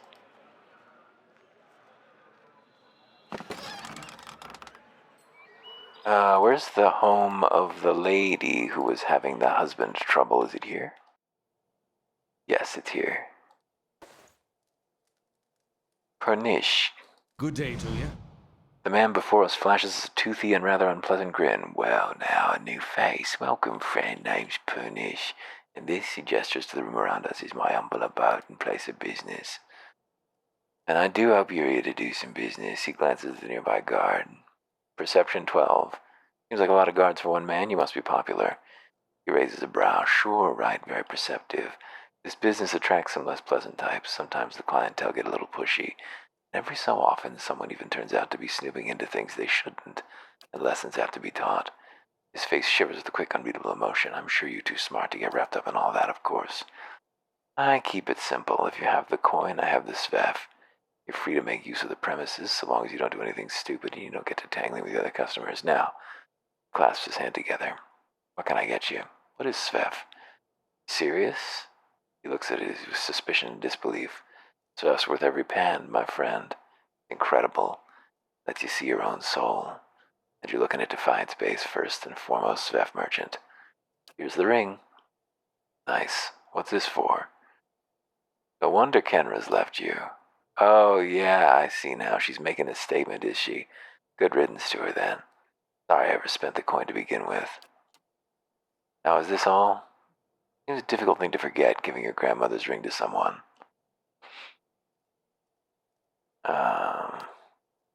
Well, maybe she's just not worth remembering, eh? Pernish snorts.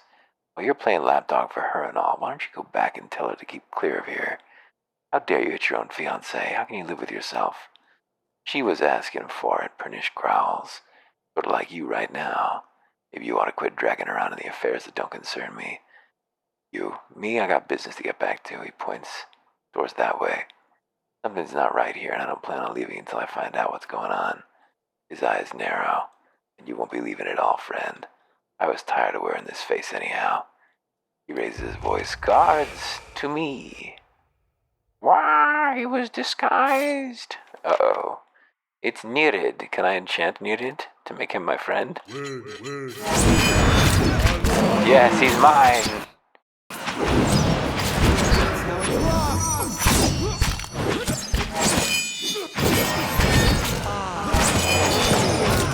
Oh, he's not my friend anymore.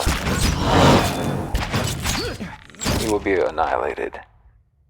Stop! Nirid staggers, holding a bloody hand in front of him. I give up. Just leave and I'll go peacefully, alright? You can go peacefully to my dungeon, if that's my only choice. Regret already building behind his eyes. Whoa! It didn't stop the fight? Okay.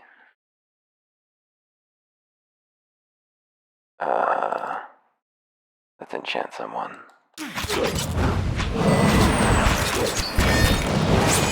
That should help. Oh, Alice still went down. I think we lost our friend. Did we?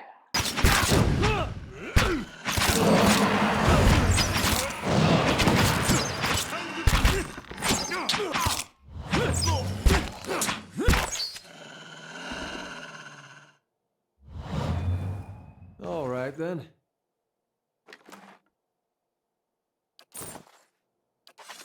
I guess we need to go home to our dungeon and take a look at what happened to that man. Consider it done. What did I tell you? Give me the cash. Keeping an eye out. Hand it over. Oh, there's more. Hello. You did mercenary. You're soaking up the punishment there, Mr. Mercenary.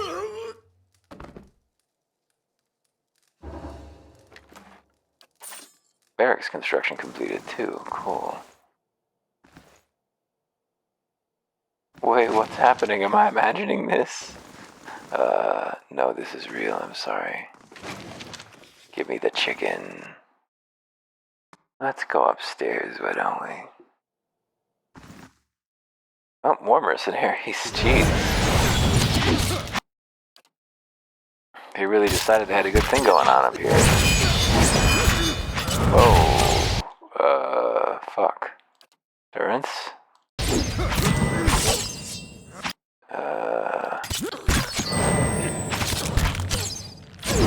Ow.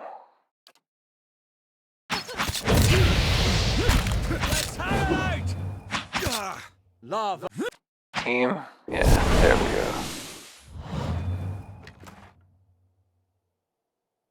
Oh, there's a key. We picked the locks, though, just for a little experience. Deal everything Adiran dialects. The sun does not set on the Adiran language. Those of us who commune with this proud language or some derivation of it populate every corner of Aora. Some hill speak is familiar to speakers of so-called modern Adiran. The same language cannot be said of our language's predecessor. El Adiran is a dead language, spoken by academics. Yeah, I see you, Josh Sawyer. I know you're out there. I know you enjoy this stuff. The most unfortunate tale of Fabio and Bernat, a Valian tragedy. No, I won't. I'm not going to read everything. God damn it. I need to stay sane. With that? Yeah, that's right. Who needs the key? It's Pernish. The man cringes and sobs as we approach. Gods, please, no more. I can't take any more. I'm not here to hurt you. You're not? Oh, praise Bareth. You're not one of his men, are you? He glances nervously behind us. Please, I don't know who you are, but my name is Pernish. This is my house. You have to help me. Then who was that downstairs? An imposter. Some wizard named Nirid. He came into my house, tied me up in here, tortured me. And now he and his men are eating my food, breaking my things, and selling Svef inside my own house. He blinks. He just turned up all of a sudden. This would be a lot easier if you weren't trying to hide. Oop. Damn it. Damn it. I wanted to be diplomatic. I'd rather not get involved. I'm walking away. Tell me what happened. This would be a lot easier if you weren't trying to hide something. He looks away, unable to meet our gaze. You figured me out even faster than that supplier. I may have hung on to a tiny portion of his share, but I needed that money. So you're a Svef dealer. Look, I know it's not the best line of work, especially with what's happened, but it pays well. Very, very well, and well, people want the stuff, don't they? If you think I'm going to help out scum like you're sorely mistaken, Passionate. So you'll let scum downstairs murder me instead? He hangs his head. Just my luck. Tell me what happened here. He just turned up all of a sudden? What exactly happened? He sent over the wizard Nerid, the man downstairs. To make up for the lost copper, I guess, and to hurt me while he was at it. Feels like it's been days. He's already taken care of. I can't believe this nightmare is finally over. Pernish stares at us. He grins weakly, then seems to remember something. You have no idea what you've done for me, but I need to find my love, Kenra. Only after what Nerid put her through, I'm afraid she won't give me a chance to explain. But she might listen to you, please. She must be somewhere in Copper Lane. The only home she's known. And please don't tell her about the Svef, about what I do. I could make it worth your while, a discount maybe. Perhaps you should trust her to make her own decisions rather than lie to her. I know, and I can't force you to keep this secret. I just don't want to lose her. After what's happened here, I'm sure she won't have anything to do with Svef or me if she finds out. Kenra sent me here in the first place. She did? He smiles brightly. That woman helped save my life without even realizing it. Please bring her home and tell her that everything is back to normal. I'll go talk to her. I'm not gonna fucking lie to her about being a drug dealer, though. You need to deal with that shit yourself. Sorry, Charlie. Charlie, I apologize. Here we are. Kenra. What happened with Pernish? Did you give him the ring? Pernish was being impersonated by a powerful wizard. However, the real Pernish also deals Svef. She covers her mouth with her hand, shocked. Pernish? My Pernish is a Svef dealer? If I didn't know you for an honest man. She brings her fist down on the table, sloshing her drink. Damn it, how can I trust him after something like this? But he's lied to me for so long. She runs her hands through her hair and takes a deep breath. She'll just be glad I found out before the wedding. Right now, he needs help and forgiveness. You think I can help turn him around? I hadn't thought of it that way. She sighs. You really do see the best in everyone. I appreciate what you've done for us, and I'm certain Pernish feels the same way. You're always welcome to come see us if you need anything. Oh, and take this. She unclasps something from her neck. Picked it up from one of the merchants, helped me stand firm in my decision. I'll be fine without it now. A conversation. The dozens. He shakes his head with a bitter smile. I'm sure you won't find one among them who stood within 100 miles of that bridge when the Godhammer went off. Too bad, too. Then there'd be less of them. Why do they call themselves the Dozens? Those 12 dear Woodens stood outside Halgoth's citadel waiting for Widewind to cross the bridge there. They had to hold him there long enough for the Godhammer to detonate, so that's what they did. Godhammer? That's what they called the bomb they blew up Widewind with. Don't know much about it other than that. Anything kills a living god, guess you gotta name it. What have you got against the Dozens? Nothing serious. Nothing I don't have against a lot of folks anyway. The Dozens, they like to take things into their own hands. Gets ugly sometimes. We don't have them in Gilded Vale, but they'd be right at home there. They picked that name so they could do what they wanted and feel like it was right. Had nothing to do with honor or sacrifice. They like to invoke Magrin too, when they especially want to feel right. Somehow I don't think she'd be too impressed with that lot. I'm sure she'd like them to I'm sure she'd like to set him on fire anytime they use her name, but the gods probably got rules against that kind of thing. There must be plenty of other groups that are better reflections of the figures that inspired them. Sure, I just can't think of any off the top of my head. I shouldn't say that. There's a group of Aethasians, the Night Market. They still do right by their god. Helped a lot of people get to safety during the purges. They're easy to forget about, though, because they have to work in secret. You can thank people like the Dozens for that. Let's continue. Good idea. We did it! Tell me about Unwavering Resolve. +2 intellect and +1 resolve. Young Telino Kale and his father were ambushed by Vithrak whilst they were on their way to Twin Elms. Before the child even registered the strange arachnids, his father thrust something into his hands and told him to run. As he turned to flee, the creatures blasted him with psionic energy. Telino's mind reeled, nearly overcome by the insidious power. Suddenly he was pulled back from his immediate surroundings, half sprinting, half stumbling away.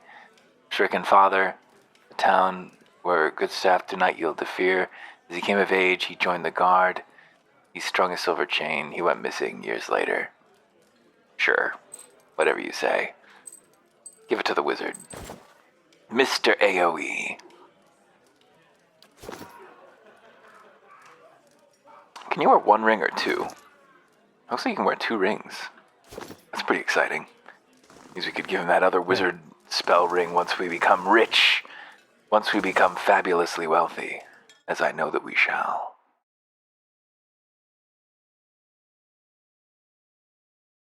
Oops, sorry. Wasn't even chattering through that load screen. Viserys, huh? Hey, it's Geordie. A young boy watches the passers-by and counts a grimy handful of coins.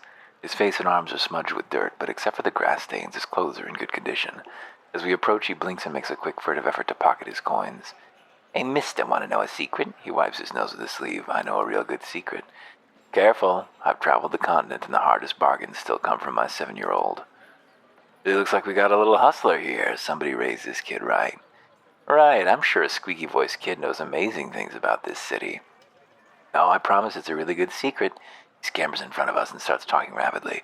I know this place where people hide things, real special things. If you help me, I'll promise to show you. Help you with what? Gordy's voice raises suddenly in pitch and tempo. The Crucible Knights have these daggers made out of March steel. The best steel around except for Durgan steel, which doesn't count because no one makes it anymore. He stops long enough to catch his breath. Anyway, there's this merchant over by the expedition hall, and he has a dagger made of real March steel. His eyes grow large and round. He said he wouldn't sell it to me because I'm a kid, and kids don't know anything about daggers. But that's not true. I know lots about daggers. I know about the different kinds of steel.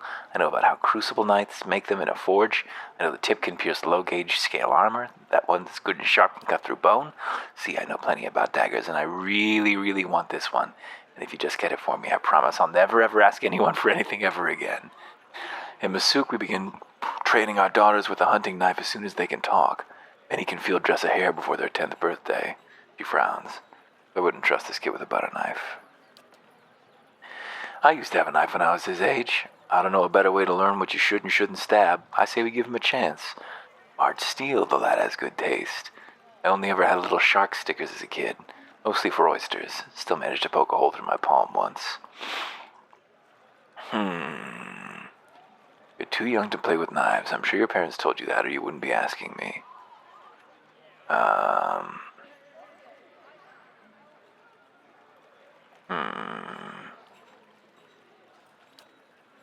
But if I'm going to be a real warrior, I have to start training young, just like the heroes in the stories. I just know I was a great warrior in a previous life. My mom even says I have an old soul. Fine, I'll help you. Gordy jumps up and down, whooping and hollering. I knew a real adventurer would understand. He points to a large building. There's a big merchant over by Admis Den who sells weapons. He's the one with the dagger. I'll wait here for you. Are we over by Admis Den? Who sells the daggers? Is it you, Igrun? Hail, traveler. For a particular dagger, just like the Crucible Knights use? Let me guess, you've been talking to that kid, right? He laughs and shakes his head. I'd be tempted to sell it to you anyways and let the rascal learn his lesson, but a pack of adventurers already took it off my hands. If March steel daggers are only given to Crucible Knights... how'd you get your hands on one? He pauses mid-polish, his cloth slowing over his blade. A lot of steel passes through my hands, friend. Don't make it my business to ask where it all comes from. Not trying to get you in, fair enough, don't mean to pry. Anything else in particular you'd like to see? Those adventurers, where are they now? Folks like that only visit Copper Lane to crew up at Admis Den Expedition Hall, or down a pint at the Goose and Fox, and since they weren't headed to the den, well, you've got my best guess. Tell me more about the dagger. He oils the cloth in his hand. Made out of a high-purity iron ore that comes from the White March Mountains. Traditionally, the smiths of the Crucible Keep have smelted into daggers and swords, which they only give the Knights of the Crucible. Of course, I'd be surprised if the kid didn't already tell you all of this. It's a good representation of a child, obsessed with something. Over-aware. Is there adventurers here? Hello, adventurers? Are you here? Dreadshot, Hayden, Hurdy, and Ilfa. Hayden is busy filling a spur off a small round bullet, filing a spur. Ilfa, the Orlan woman. stranger. Here we go. An Orland man relaxes with his feet propped up on the table. Patches of dark brown skin peek out from under a full mane of blue-green hair. He and the Orland woman with him exchange laughs and comments with the trio at a nearby table, and he spins a dagger in his hand. His hazel eyes watch us. You look like you've seen a night or two in the wilds, joining us for a drink. Who are all of you? The name's Two-Tone Weaksel. Lady next to me is Key. We've had our fun with the expeditions. We were hoping to enjoy a little peace and quiet. The next few weeks, anyway. Man at the next table nods to you. I'm Dreadshot Dayton. This is Hurdy and Ilfa. We are part of separate expedition teams, but we both suffered losses and decided to band together. Take several items off his fingers. Beasts, barbarians, Beowicks. It's a dangerous time to be an adventurer, but a prosperous one, too. The next table, Dayton raises his glass. Here's to many more prosperous journeys. Something else you wanted? Do you buy a March steel dagger off Eglund? He displays the blade on a flat palm. I did, and a fine piece it is. I don't know of any more circulating in the city, outside of the Knight Steel and the Crucible Keep, of course. I was trying to get it for a kid named Cordy. He blinks and kicks his feet off the table. A kid? This isn't a toy, you know. Get him a wooden sword. Come on, Weaksel, if our friend here's willing to pay, what's the harm? Plenty, actually. The kid'll poke his eyes out. Besides, I plan to actually use this dagger. How much did it take for you to change your mind? He turns the blade in the light, admiring it. Seeing as how there's a sudden demand for this, 100 pans seems fair. You mean Igrin sold you March steel for less? I wonder why he wanted to get rid of it so badly. Either that blade was stolen from the Knights, or it's a fake. He looks from the dagger to you and back again. Oh, fine, but I won't take less than I paid for it. He pounds the table with his fist. I knew 50 pence sounded too good to be true. Deal. He hands it over, hilt first. Pleasure doing business with you. Good day to you. Back again, I see. Something secret. Oh, how's the Cut hand? it off. I Turning warned you purple not might have to pet cut him. it off. If I'm not supposed to pet him, why is he so soft? Zoop. Not sure I'm going to give him this dagger. Gordy bounces on the pavement. Did you get it? You have the dagger? Can you see it? I have the dagger right here. It's so sharp. Survival 4. Slowly hold up the dagger pommel first. Listen first. If you're not using it, keep it sheathed or it'll rust. Don't show it off when someone's going to take it away from you or worse. It's a weapon, not a toy. Understand? Gordy's hand trembles as he restrains himself from snatching the dagger away. He nods, holding the dagger in its sheath. I'll take good care of it, I promise. So about the secret. Gordy puts his hand up to your mouth and whispers loudly. I saw one of the actors hide something under a loose stone near the theater. Probably nothing as good as a March steel dagger, though. Thanks for telling me, Gordy. Bye. We didn't lose any reputation, so everything's fine. I'm really careful with the dagger, just like you taught me. See? Having super maxed all skills means that I can get away with all kinds of irresponsible behavior. Hey, Oaken Scarab figurine. Summon 3X Wooden Beetle. Yes. We love a good summoning, don't we, folks?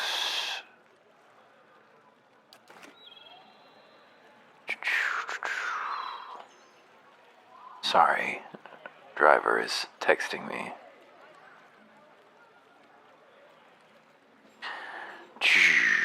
Actors, it's Kadal. Your time has come, Zegrim. Hey. Your life is at an end. Of course. Oh, Laston, she calls to me, the Pallid Knight.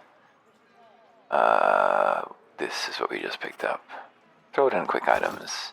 Hey, I love to be able to summon creatures. I love having extra hit points scattered around the battlefield. The expeditions out of Admis Den are just organized grave robbery. Scrivener, refugee.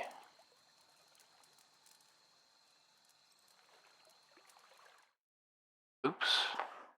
Is this just back in the Svef house? Where is this? The Broken Stone War. We're looking for the other one, right? We've already got Broken Stone War. Yeah, we need the Deerwood Part 1. Got Corin. By Wel's eyeless face, you are one short ogre. But why are you green? And how are you getting the ducks to keep flying around you like that? Let me guess, you smoked a lot of white leaf, or to get your hands into some snowcap? He claps his hands and laughs. Snowcap, snowcap. So few people know snowcap, much less ogres. He beams at you and nods his head. You're a scrivener? Yes, I am a scrivener. I read books, I write books. I once ate a book, but only because it looked like sweet pie. Or perhaps it was sweet pie baked to look like a book. Interesting. Oh, I'm also a collector of herbs, flowers, plants. I sell them, mostly I eat them. Tell me about the dormitory. It's where the scriveners who work at the Hall of Revealed Mysteries work. I'm a scrivener. He sniffs. This place smells like old stockings. Show me what you have for sale. Well, if we ever need plants, he sells plants. We do need them to imbue our, stuff with strength. It's shameful that, deer caps? Yeah. I wonder if he sells deer caps. And he does sell Pilgrim's Crown for sure. It's expensive though. 1200 CP? It's just not worth it. Hey, We're doing fine combat-wise for the most part. What we got stymied. We got stuck by that one encounter that was totally optional. Just dodged around it. Margaret's fire casts light in Ooh. dark places. I wonder if we should sell all these scrolls of ours. I see where you're going with that. Or if What we'd did I tell regret you? it. I will take everything that isn't nailed down. Player character behavior. Fish. hey, Fish on a shelf. Spilled tea emptying pots and one detailed sketch of a fire-breathing old dwarf for all that remain of the long study session.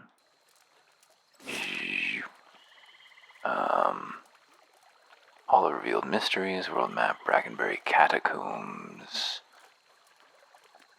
Umdala's house.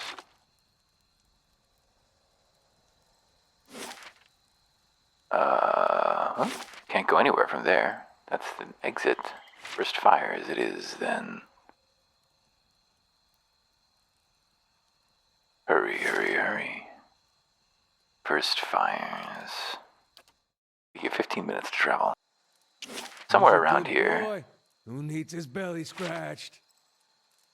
Somewhere around here. There is a proper temple. Might just be in the Ducal Palace. The stones. This is the temple we're looking for. The stones of this ancient tower have been blackened by centuries-old fires. Surrounded by a patch of wildflowers, it looks like a memorial. I believe that's Woodica's temple that we're looking for. Or no, that one's not. This is down here. Might be part of the same fire, who knows. Crucible Keep. Infighting, greed, and a shrine to Margaret as well. Her clergy belongs there. That's what we're looking for, is the shrine to Magran. Sidley. Good day to you. The young woman wears a simple but well-tailored uniform. She watches the comings and goings around her with quiet attention. Any news to share, or are you just here to see the Ducal Palace? What's the Ducal Palace? It's the seat of government here in Defiance Bay. This is where Duke Admeth Hadrit declared freedom from Adiran rule some 150 years ago. She lowers her voice and grins. It's also a hotbed of regional politics. Trust me, the gossip here beats what you'll find in any tavern or brothel in the city. Dear wooden politics. It changes too quickly to be worth keeping up with. Better to strike up conversation in the taverns than try to loiter inconspicuously in the palace corridors. Who are you? I'm a page here at the palace. I deliver messages and run errands for the Duke and his advisors. The pay's not great, but I can't think of a better introduction to politics. What goes on around here? She laughs. Where to start? We've got meetings, public hearings, and ceremonies, and that's just the stuff that happens out in the open. She leans a little closer. This is where the Duke and his key advisors work, and there's always someone bartering for a favor. Unfortunately, I'm not at liberty to talk about that side of things. But if you want the official version, she clears her throat and gestures counterclockwise around the palace. We have a shrine devoted to Magran, official records, and chambers for public hearings about council meetings. Tell me about the shrine. It's a symbol of Magran's protection of Defiance Bay. She's represented the revolutionary spirit of the Deerwood ever since independence, and her involvement in creating the Godhammer bomb only affirmed her importance to us. She scratches her neck. That's also where the first of the sacred fires burn, but Figra, the tranquil ardent, has had trouble keeping them lit. What kind of records are stored here? Mostly dull official stuff. Census count, tax records, militia registers. Now I keep my distance. I got curious one day and got drafted into reshelving half the records. Worst day of my life. There a hearing going on right now? Sure is. Duke Aver has been meeting with some of the city leaders for weeks now, trying to figure out how to address the legacy. The whole business is terribly secret, though. I tried to sit in the gallery during my lunch break one day and got turned away. She sniffs. But a lot of the talk concerning animancy, so there's good reason there's keeping meetings behind closed doors. The legacy. Widewind's legacy. That's what a lot of people call the Rash of Hollowborn. Theory goes that it's punishment for meddling in animancy. Why is animancy so controversial? Where to begin? Traditionalists think it's a crime against the gods. There's no question that poking around in souls is risky, but more progressive elements believe the only shot at restoring healthy births. It doesn't help matters that animancy research often involves olding within relics that were illegally looted from ruins in Erglanfath. She makes a quick twitching motion with her index and middle fingers. Oh, she's doing air quotes. What are Hollowborn? She raises an eyebrow. You really are fresh from the road. Hollowborn are children born without souls. They often don't live for very long, and those that do generally receive some kind of treatment from the animancers. What do you think about animancy?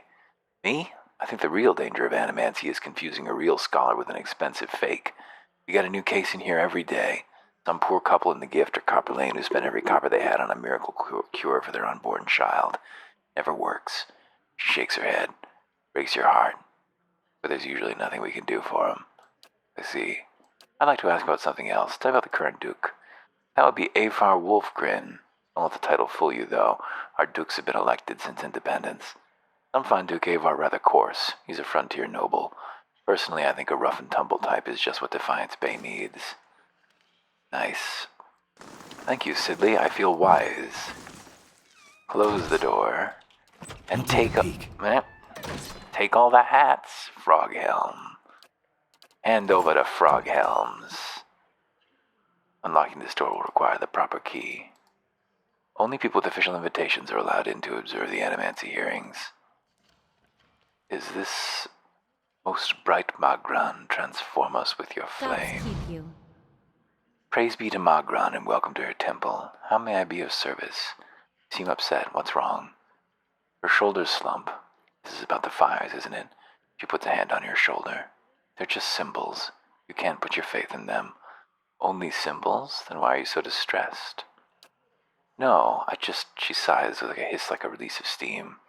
I've kept them burning steadily for 15 years, but I haven't been able to conjure them for months now. People need to see them more than ever these days. So go light them again. I see plenty of flames here. They don't work that way. They're holy fires. It's my devotions and prayers that keep them lit. But lately when I try to pray, all I can think about are the Hollowborn all over the city. The grieving families. The refugees. She shakes her head. How could Magran allow us to suffer like this? What strength do we gain from a soulless child? Durrance grunts with disdain. What strength do we gain from adversity? From trial and test? The fires don't wither because she lacks in faith. They wither because she does not understand how to be faithful to a whore. A whore wants neither praise nor devotion. A whore wants to be compensated for her services, and Magran is paid and pleasured in sweat and struggle and pain. This mewling imbecile is unworthy of Magran's womanly heat. Take heart and don't abandon your faith too easily. She nods hopefully, her hands clasped together. You're right. Unfortunately, I believe Magran's been speaking to me again. She casts a quick glance in our direction. This will likely sound so far-fetched to someone like you. Lately I've been seeing visions. A place in the wilderness with pools filled with sunbursts of color. Strange falls that seem to rise with the heavens even when they splash to the earth. She raises her hands as if framing an image in her vision. And behind the falls is a cave, filled with fire and heat and danger, and some token of my goddess. I know there's something there, but where it is or how I get there, she shakes her head. I've been meaning to ask around at the expedition hall to see if anyone recognizes the description. To be honest, though, I don't even know what I'd do if I found the place. Worthless, like so many of Magran's flock, afraid of her god's tests. If Magran speaks to her, it is to hasten the end to a hypocrite's life, and this vision is surely a death trap for the weak. Tagani's painted brow furrows. An uncertain mission with no clear outcome. I can understand her confusion. Still, it seems odd that she would send us when the vision is clearly hers. Not sure how fulfilling it'll be for her if someone else follows her dreams. The roads aren't safe for anyone these days. Maybe it's better if we do it. I place no great faith in visions, I'll admit, but this one intrigues me. Kana bares his teeth in a wide grin. Perhaps we can find this boon. I'm sure Ferga would be pleased, and perhaps Magrin will look in favor upon our own trials. Present the burning stone. I journeyed to Searing Falls myself. This is what I found there. She takes the stone in her hands and gasps. By the flame. You know what this is? It's a fragment of the Godhammer bomb. Yes. She turns it in her hands. The very weapon that Magrin herself... One moment. The very weapon that Magrin herself helped us build to defeat Widewind in the Saints' War. She turns the stone in her hands, gazing at its bright glow. It's weird seeing it right in front of you like that. Before, it was just stories. Never seemed real. The work of gods and kith both, Connor regards the stone thoughtfully. No meager relic. Yet her mouth twists into a frown and the orange light carves deep shadows into her face. But why don't I feel any differently? What good does it do? Her knuckles whiten as she tightens her fingers around the stone.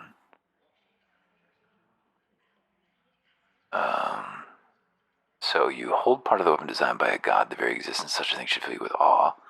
Magrin is the goddess of trials. You sent me to pursue the vision she gave you. You proved yourself faithless. Or she entrusted the Godhammer to her followers. Perhaps she's trusting them again to end the legacy. I like that one. Transformation through trial. She turns the stone in her hands. It isn't an easy answer, but I would expect no less from my goddess. This woman hasn't been tried at all. Would that we were alone, I would take it upon myself to instill real transformation. As she looks at the statue, a flame springs from its raised hand. One of the things I have always loved about Magrin is her affinity for fire, how it grows and spreads. Feel the warmth from the fire rippling across the room. You've given me what I need. I'll make sure to give the people of Defiance Bay what they need. Extraordinary positive. Now let me give you something you might need. She disappears, returning with something in her hands.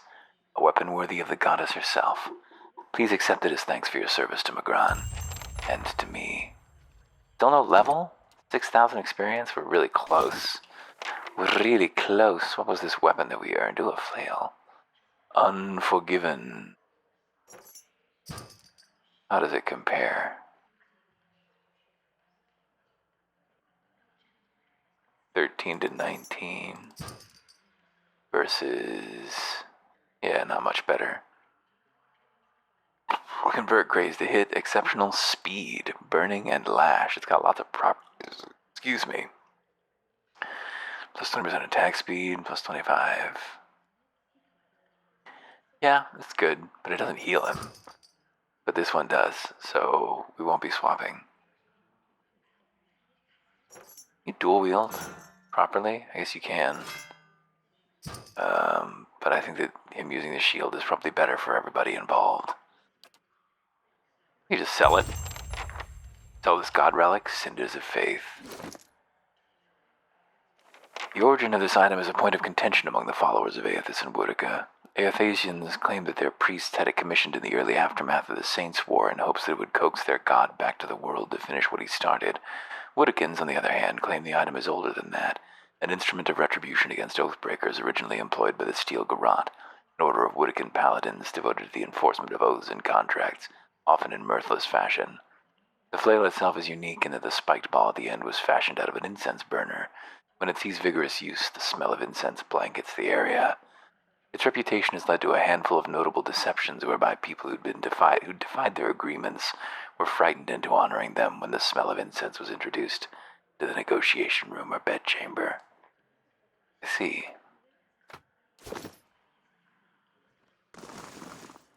We lost a lot of cash. We lost everything to bandits, basically. We lost everything to bandits. Let's see. I would love to just hire everybody.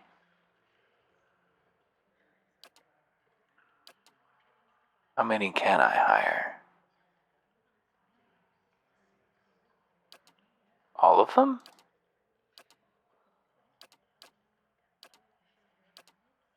No, not all of them.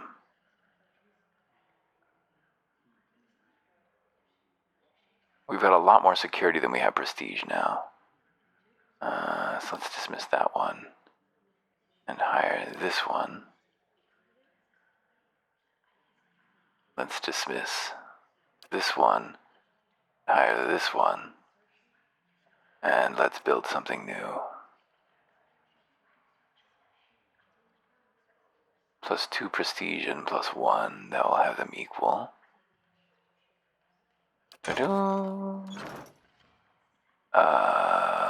We should wrap this soon. This episode's now over 2 hours. You're But I'd from love Golden to. Vale? Oh, Then you're close to home. Close can mean a lot of things. Surely you'll go back when this is all over. Dunno. Guess that all depends.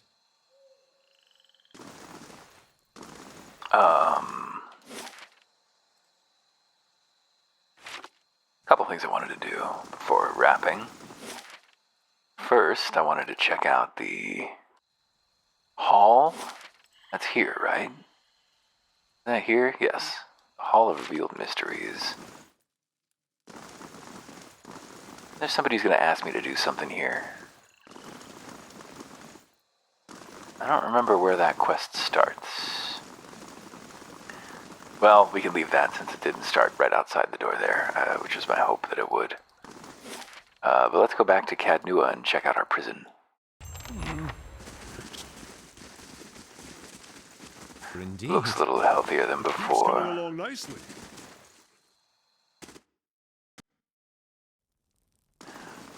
Valian Shockmage, I bear a message from the Ducal Palace. That will have to wait till next time. I just want to deal with my prisoner and be done. Spiderleg. Greetings, my lord. I'm here to maintain cells for you. Should you see it, take any prisoners and travelers, I'll see it there handled. Do you have any instructions for me? What do you want done? Anything at the moment? Is he just gonna be a prisoner forever? Feeling proud, are we? Leave me alone. I guess he's just gonna be in jail forever, and there's nothing I can do with him. That's what I seem to recall was the case, that there wasn't a lot of content here around prisoners. Hello. Come to visit the dungeons. We don't need to flog anybody. But he was doing a pretty heinous thing. Seemed pretty murderous and is stealing someone's identity. And yeah, pretty bad person. All right, next time I guess we'll hear about this message from the Ducal Palace. And otherwise, learn about what's in store. See you soon.